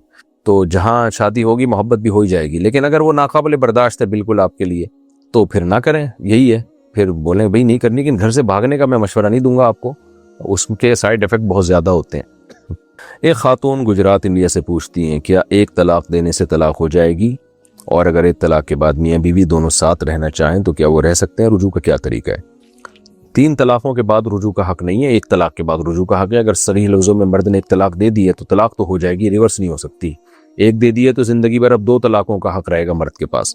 باقی میاں بیوی ساتھ رہنا چاہیں تو رہ سکتے ہیں، شوہر زبان سے بول دے میں نے رجوع کر لیا، بہتر ہے 2 بندوں کو گواہ بھی بنا دے، اور اگر زبان سے نہیں بولتا بیوی سے ازدواجی تعلق قائم کر لیتا ہے، جو میاں بیوی کا ریلیشن ہوتا ہے وہ قائم کر لیتا ہے، تو بھی خود بخود آٹومیٹیکلی رجوع ہو جائے گا، لیکن آئندہ پھر 2 طلاقوں کا اختیار رہے گا۔ طیب صاحب لاہور سے پوچھتے ہیں نماز میں جب سجدہ کرتے ہیں تو پہلے گوڑے زمین پر رکھتے ہیں یا ہاتھ؟ اس بارے میں تفصیل سے بتا دیں۔ پہلے زمین پہ گوڑے رکھتے ہیں، اس کے بعد ہاتھ رکھتے ہیں۔ اس بارے میں جو احادیث ہیں وہ میں کسی اور وقت اس کی ڈیٹیل انشاءاللہ بیان کر دوں گا۔ انڈیا سے کسی نے پوچھا میری بہن کا شوہر نشہ کرتا ہے اور اس بار اس نے قسم کھائی ہے کہ اگر اس نے پھر سے نشہ کیا تو میری بہن اس کے نکاح میں رہے گی۔ پاگل آدمی ہے وہ، اگر اس نے اس بار نشہ کیا تو کیا میری بہن اس کے نکاح سے باہر ہو جائے گی؟ کیا اس طرح شرط لگانے سے بھی بیوی نکاح سے نکل جاتی ہے؟ جی نکل جاتی ہے، اگر نشہ کیا تو طلاق واقع ہو جائے گی، طلاق بائن، یعنی نکاح ایک طلاق کے ساتھ نکاح ختم ہو جائے گا، تو پھر دوبارہ نکاح کرنا پڑے گا، بشرطے کہ اس سے پہلے کبھی طلاق نہ دی ہو۔ تو ایک طلاق ہوگی اور نکاح ٹوٹ جائے گا، تو اس کو نشے سے روکیں۔ اور یہ اس طرح کی قسمیں اٹھانا کہ میں نے یہ کام کیا تو بیوی کو طلاق ہو جائے گی، یہ فضول بے وقوفوں والے کام ہوتے ہیں۔ برائی سے بچنے کے لیے کوئی اور طریقے اختیار کیا کریں، بیویوں کی طلاق کو اس پر معلق نہ کیا کریں۔ عزیز احمد کوئٹہ سے، امامہ کے بارے میں تفصیل سے بتا دیں، اور ساتھ امامہ کے بارے میں کوئی کتاب ہو تو رہنمائی فرما دیں۔ دیکھیں اتنی تفصیل ہمیں امامہ کے بارے میں ملتی نہیں ہے، سنت ہے، نبی صلی اللہ علیہ وسلم پہنا کرتے تھے، پیغمبروں کی سنت ہے، تو کوئی اس نیت سے پہن لے تو ثواب ہے، لیکن کوئی ضروری چیز نہیں ہے، نہ بھی پہنے تو بھی کوئی حرج نہیں ہے۔ تو باقی جس طرح سے چاہے پہنے، البتہ اتنی حدیث میں ہے کہ الاسبال فی ثلاثہ، صحیح حدیث ہے کہ 3 چیزوں کو لٹکانا حرام ہے، ایک شلوار ٹخنوں سے نیچے، اسی طرح جبہ ٹخنوں سے نیچے، اور یہ جو امامی کے جو شملہ ہے نا یہ بھی بہت زیادہ لمبا کرنا، بہت کھینچنا، بعض لوگوں کے گھٹنے تک پہنچا ہوا ہوتا ہے، تو اس کو بھی زیادہ کھینچنا جائز نہیں ہے، شدید اس کی ممانعت ہے، تو اس کو بھی ایک حد تک رکھیں۔ بہت زیادہ ہو گیا تو کمر کی کنارے تک اتنا لٹکانا کہ دیکھنے میں لگے کہ بہت زیادہ آپ نے شملہ لمبا رکھا ہوا ہے، تو یہ جائز نہیں ہے۔ انڈیا سے کسی نے پوچھا، میرے ایک دوست کی گرل فرینڈ ہے، وہ اس سے ملتا تھا، مجھے افسوس ہوتا تھا تو میں نے اس کا نکاح پڑھا دیا۔ 2 دوست لڑکی کی طرف سے تھے اور 2 ہماری طرف سے، میں نے خطبہ وغیرہ نہیں پڑھا، بس ان لوگوں سے پوچھ لیا کہ تمہیں قبول ہے، دونوں نے ایک دوسرے کو قبول کیا، کیا نکاح ہو گیا؟ اگر ہو گیا تو ان لوگوں کا ملنا جائز ہو جائے گا، لیکن ابھی اس بارے میں دونوں کے گھر والوں کو معلوم نہیں ہے۔ دیکھیں قبول ہے کا مطلب نکاح ہی قبول ہے مراد تھی نا آپ کی، تو اگر اس طرح سے 2 گواہوں کے سامنے ایجاب و قبول ہو گیا تو نکاح ہو گیا، بشرطے کہ یہ لڑکا جو ہے لڑکی کا پیرلل ہو، ہم پلہ ہو، جوڑ کا ہو۔ اگر اس سے بہت ہی مالی لحاظ سے یا دینی اعتبار سے بہت ہی کم تر ہے تو پھر نکاح نہیں ہوگا، لیکن نارملی برابر ہی ہوتے ہیں عام طور پر، تو پھر نکاح ہو گیا ہے، لیکن اس طرح کرنا نہیں چاہیے۔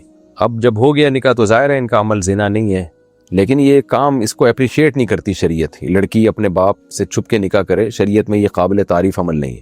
دوسری بات یہ کہ ان کو اگر پریگننسی ہو گئی تو یہ اس کو گرا نہیں سکتے ہیں، یہ گناہ ہوگا، کیونکہ حلال بچہ ہے بالکل، وہ اس کو نہیں گرا سکتے، وہ ان کو بتانا پڑے گا ہم نکاح کر چکے ہیں پہلے۔ تیسری بات یہ کہ اگر مرد اس بیوی کو چھوڑتا ہے، اپنی گرل فرینڈ کو طلاق دیتا ہے، یعنی جو پہلے گرل فرینڈ تھی، تو لڑکی عدت کے بغیر کہیں اور نکاح نہیں کر سکتی۔ تو ہوتا یہ ہے کہ چھپ کے نکاح کیے ہوئے ہوتے ہیں، پھر ماں باپ بچی کا نکاح کہیں اور طے کر دیتے ہیں، ادھر سے طلاق ہوئی نہیں ہوتی یا دے نہیں رہا ہوتا یہ، تو وہ ویسے ہی کر دیتے ہیں، تو یہ جائز نہیں ہے بھائی، یہ طلاق جب تک نہیں دے گا تو کہیں اور یہ نکاح تھوڑی کر سکتی ہے۔ تو لڑکیاں لڑک جاتی ہیں، بعض تو کیا کرتی ہیں اس کے نکاح کے ہوتے ہوئے کہیں اور نکاح کر لیتی ہیں، وہ ساری زندگی زنا ہوتا ہے پھر وہ۔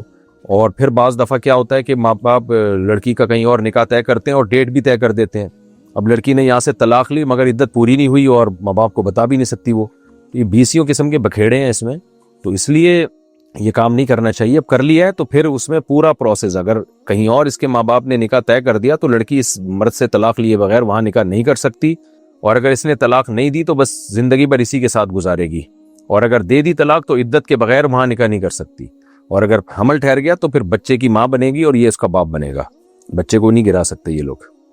محمد عمار کراچی سے، میرا سوال یہ ہے کہ ماشاء اللہ سے میری داڑھی بہت زیادہ ہے، لیکن جب وضو کے لیے منہ دھوتا ہوں تو میری داڑھی کے اندر جو کھال یعنی گال ہوتی ہے وہ سوکھا گال ہوتا ہے، وہ سوکھا ہوا ہوتا ہے، تو کیا اس کے لیے داڑھی گیلی کرنا ضروری ہے یا پھر داڑھی گیلی کیے بغیر وضو ہو جائے گا؟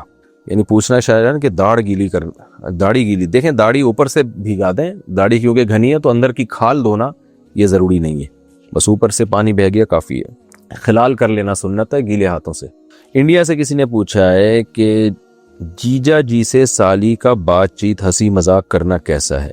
یہ جیجا جی کیا ہوتا ہے بھائی؟ کیا سالی اپنے جیجا جی سے بات کر سکتی ہے؟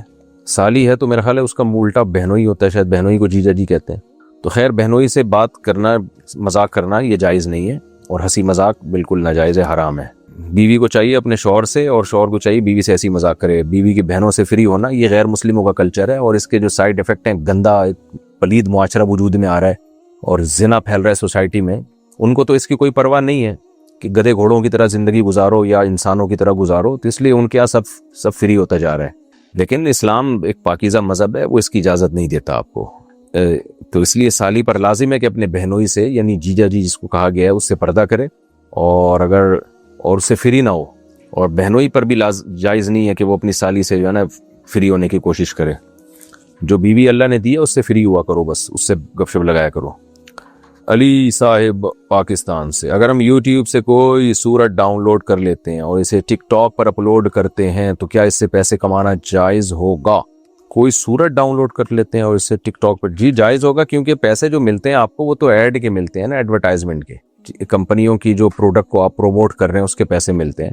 تو وہ پروڈکٹ اگر جائز ہے تو پیسے بھی جائز ہیں، اگر پروڈکٹ ناجائز ہے تو پیسے ناجائز ہیں. تو اس میں آپشن ہوتا ہے شاید شراب اور سود وغیرہ کی یعنی حرام چیزوں پہ آپ پابندی لگا سکتے ہیں، تو وہ آپشن استعمال کریں آپ. اور اگر آپشن نہیں ہے تو اپنی آمدن کا کچھ حصہ صدقہ کریں. اور اگر ساری حلال پروڈکٹ کو پروموٹ کر رہے ہیں تو بھی کم سے کم یعنی کچھ فیصد اپنی آمدن کا صدقہ کریں، کیونکہ اس میں کچھ چیزیں فحش بہرحال شامل ہو جاتی ہیں یوٹیوب کے ایڈ میں. زید حسین انڈیا سے، عشاء کی نماز پڑھاتے ہوئے امام نے سورہ 3 پڑھتے ہوئے فما یکذبک بعد بالدین پڑھنے کے بجائے فمن یکذبک بعد بالدین پڑھ لیا، تو کیا نماز میں کوئی فرق تو نہیں آیا؟ مطلب ماں کی جگہ من پڑھ لیا. دیکھیں غلط تو کیا، لیکن اس سے معنی کفریہ پیدا نہیں ہو رہے، کوئی ایسا معنی نہیں تبدیل ہو رہا جس سے کفر لازم آ رہا ہو، تو اس لیے نماز ہو گئی ہے. آئندہ احتیاط کریں، فما یکذبک ہی پڑھا کریں. عبد المنان واہ کینڈ لاورپنڈی سے، میرے بھائی کا شادی کے 3 ماہ بعد انتقال ہو گیا. میں اس وقت سعودیہ میں تھا. مجھ سے والدین نے کچھ رقم لی تھی کہ بھائی کی شادی کے لیے جو زیور لیا تھا اس کے پیسے بقایا ہیں، وہ دینے ہیں، تو میں نے دے دیے. پھر بھائی کی بیوہ سے میرا نکاح ہو گیا اور پھر جو میرا ولیمہ ہوا اس کا خرچہ بھی میں نے برداشت کیا، اور مجھے یا میری بیوی کو میرے والدین کی طرف سے کوئی زیور نہیں دیا گیا. حالانکہ مجھ سے پہلے 5 بہن بھائیوں کی شادیاں ہوئی، ان کو والد صاحب کی جانب سے ہر کسی کو 5 تولہ سونا دیا گیا اور شادیوں کے تمام خرچے بھی والد صاحب نے کیے. میں تو ہمیشہ اسے سمجھتا رہا کہ والدین کے پاس پیسے نہیں ہیں تو اس وجہ سے انہوں نے مجھ پر کوئی خرچہ نہیں کیا. لیکن اب میں دیکھتا ہوں کہ والدین باقی بھائیوں کی مالی مدد کرتے ہیں. بڑے بھائی کے مکان بنانے میں بہت بڑی رقم والدین نے دی. میں بے روزگار ہوں. ابھی کیا میں والدین سے اپنے حصے کا 5 تولہ سونا یا جو رقم میں نے بھائی کی شادی کے لیے دی تھی وہ مانگ سکتا ہوں یا نہیں؟ مانگ سکتے ہیں، اگر دے دیں ٹھیک ہے، نہیں دیں تو پھر ان کو تنگ نہ کریں. البتہ والدین نے یہ غلط کیا. نعمان بن بشیر رضی اللہ عنہ سے صحیح حدیث مروی ہے کہ نبی صلی اللہ علیہ وسلم کے پاس ایک شخص آیا. اس نے کہا کہ میں یہ غلام اپنے بیٹے کو گفٹ دینا چاہتا ہوں، تو آپ اس پہ گواہ بن جائیں. تو نبی نے فرمایا کیا دوسرے بیٹے کو بھی غلام گفٹ میں دے رہے ہو؟ تم نے کہا کہ نہیں. فرمایا کہ میں جور یعنی ظلم پہ گواہ نہیں بن سکتا. تو نبی صلی اللہ علیہ وسلم نے اس عمل کو ظلم قرار دیا کہ اولاد میں ایک کے ساتھ بہت اچھا سلوک، دوسرے کو آپ محروم کر رہے ہیں. تو اگر والدین یہ واقعی 5 تولے دوسروں کو دے رہے ہیں، آپ کو نہیں دے رہے، تو یہ والدین کا عمل غلط ہے. تو والدین کو ایسا نہیں کرنا چاہیے. لیکن بہرحال آپ ایک دفعہ ان کو یہ مسئلہ بھی بتا دیں، محبت سے مطالبہ بھی کر لیں. دے دیں تو ٹھیک ہے، نہیں دیں تو پھر ان سے لڑنا آپ کے لیے جائز نہیں ہے، اور اس بیس پہ ان سے نفرت کرنا بھی جائز نہیں ہے، کیونکہ ان کے احسانات بہرحال ان کی ناانصافیوں پہ غالب ہیں. یوں کہنا چاہیے ان کی انصافیاں ناانصافیوں پہ غالب ہیں. پاکستان سے کسی نے پوچھا ایک ایپ ہے جس کا نام ریڈار میڈیا ہے، کیا اس سے پیسے کمانا جائز ہے؟ اس ایپ میں کچھ پیسے انویسٹ کرنے پڑتے ہیں، پھر کمپنی ٹاسک دیتی ہے جنہیں مکمل کرنا پڑتا ہے. ان ٹاسک میں سوشل میڈیا یعنی فیس بک، یوٹیوب، انسٹاگرام کی ویڈیوز پوسٹ ہوتی ہیں. ان کو لائک کر کے اسکرین شاٹ لے کر کمپنی کو سینڈ کرنا پڑتا ہے. اور اس ٹاسک میں زیادہ تر نیچر یا کسی پروڈکٹ کی ویڈیوز پوسٹ ہوتی ہیں. اگر ٹاسک مکمل نہ کریں تو پیسے نہیں ملتے. کمپنی کا کہنا یہ ہے کہ ایڈورٹائزمنٹ کمپنی ہے، اس کے آفیسز بھی موجود ہیں کراچی میں، اسلام آباد میں اور مظفر آباد میں. اور جو رقم اس میں انویسٹ کی جاتی ہے وہ کبھی بھی واپس لی جا سکتی ہے، اور جو رقم انویسٹ کی جاتی ہے وہ کبھی کم اور کبھی زیادہ بھی کرنی پڑتی ہے، اور جو رقم کمائی جاتی ہے وہ کبھی کم اور کبھی زیادہ ہوتی رہتی ہے. یہ جائز نہیں ہے، اس پہ 20 دفعہ بتا بھی کرنی پڑتی ہے. اور جو رقم کمائی جاتی ہے وہ کبھی کم اور کبھی زیادہ ہوتی رہتی ہے. یہ جائز نہیں ہے، اس پہ 20 دفعہ بتا سکوں. یہ فیک لائکس ہوتے ہیں، اور تو یہ دھوکہ ہے ایک نوعیت کا. اور کسی چیز کو لائک کرنا کوئی ایسا عمل ہی نہیں ہے جس پہ اجارہ صحیح ہو، جس پہ یعنی کرائے کا ایگریمنٹ صحیح ہو، کمیشن کا ایگریمنٹ صحیح ہو. مثال کے طور پر کوئی مجھے یہ کہے کہ بریانی کھاؤ اور بولو بہت اچھی ہے تو 50 روپے دوں گا، تو یہ کون سا اجارہ ہے کہ قسم ہے بھائی؟ بریانی کے پیسے تو آپ لے سکتے ہیں، اس کی تعریف کے پیسے نہیں لے سکتے آپ. تو کسی ویڈیو کو لائک کرنا نہ کرنا انسان کا ذاتی عمل ہے، تو اس لیے اس میں یہ شرعاً جائز نہیں ہے اس بیس پہ پیسے لینا. محمد حارث یو پی انڈیا سے، میں نے ایک یوٹیوب چینل بنایا جس میں میں حدیث کی ویڈیوز اپلوڈ کرتا ہوں. میری نیت پیسہ کمانے کی ہے، تو کیا یہ حلال ہوگا یا حرام؟ آپ کی نیت پیسہ کمانے کی ہے تو آپ اچھی نیت بھی کر لیں نا، دین کی تبلیغ کی نیت بھی کر لیں تو پیسہ بھی مل جائے گا، ثواب بھی مل جائے گا. آپ صرف پیسہ کی نیت کیوں کر رہے ہیں؟ تو پیسہ تو انسان اور بھی طریقے سے کما سکتا ہے. آپ کہیں کہ میں ایسی چیز کو پیسہ کمانے کا ذریعہ بنا رہا ہوں جس سے اسلام کو بھی فائدہ ہو، تو یہ نیت کر لیں آپ، تو پھر انشاءاللہ پیسہ بھی ملے گا اور آپ کی ثواب بھی مل جائے گا آپ کو. لیکن یوٹیوب وغیرہ سے جو بھی ارننگ ہوتی ہے نا، اس میں کچھ فیصد اس میں ماہرین کا اختلاف ہے، کچھ کہتے ہیں 5%، کچھ کہتے ہیں 10%، کچھ کہتے ہیں 2.5%. تو کچھ نہ کچھ فیصد رقم صدقہ کرنا ضروری ہے، کیونکہ اس میں حرام چیزیں شامل ہوتی رہتی ہیں اس ایڈورٹائزمنٹ میں، تو وہ تاکہ آپ کی رقم جو ہے اس حرام سے پاک ہو جائے. محمد یعقوب راولپنڈی سے، نکاح مسیار کے بارے میں اپنی رائے سے آگاہ فرمائے. اگر کوئی بیرون ملک ملازمت وغیرہ کے لیے جائے تو کیا وہاں کسی اہل کتاب سے نکاح مسیار کیا جا سکتا ہے؟ یہ نکاح مسیار کچھ بھی نہیں ہوتا، نکاح ہوتا ہے. اور یہ جو آج کل ایک ٹرم چل رہی ہے نکاح مسیار کی، کہ یہ ٹرم ہی شریعت میں نہیں ملتی ہمیں پہلے کبھی. تو کوئی بھی مرد کسی بھی عورت سے نکاح کرے، اس کے بعد مرد کو ہر وقت اختیار ہے عورت کو طلاق دینے کا. بلا وجہ طلاق دینا ویسی معیوب حرکت ہے، اسلام میں ناپسندیدہ ہے، ابغض الحلال ہے، حلال چیزوں میں سب سے زیادہ ناپسندیدہ ہے. اور اگر آپ کے دل میں یہ تھا کہ میں اس عورت سے نکاح کر کے اس کو بعد میں طلاق دے دوں گا، تو عورت تو یہ سمجھ رہی ہے کہ مجھے رکھنے کے لیے نکاح کر رہا ہے، تو پھر یہ دھوکہ ہے، اس میں دھوکے کا بھی گناہ ہوگا. وہ بیچاری سمجھ رہی ہے کہ میں اس کی بیوی بن رہی ہوں، اور آپ کے دل میں ہے کہ میں نکاح کروں گا، اگلے دن یا جب واپسی ہوگی تو طلاق دیتا ہوا چلا جاؤں گا سفر سے، تو یہ دھوکہ ہے. تو اس لیے یہ جو ہے اس میں جو ہے شریعت میں پہلے سے شرط لگا دینا کہ اتنے دن کا نکاح ہو رہی ہے متع ہے، وہ پھر نکاح ہے ہی نہیں.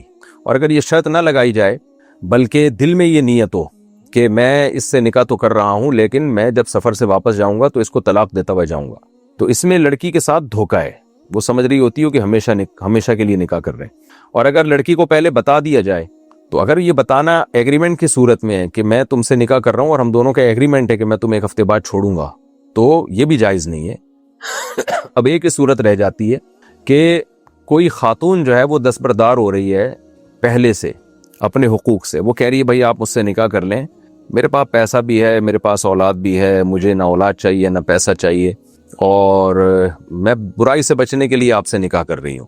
تو ظاہر ہے اس کے ناجائز ہونے کی تو کوئی دلیل نہیں ہے. نکاح میں ایک حکمت یہ بھی ہے کہ برائی سے بچ جائے.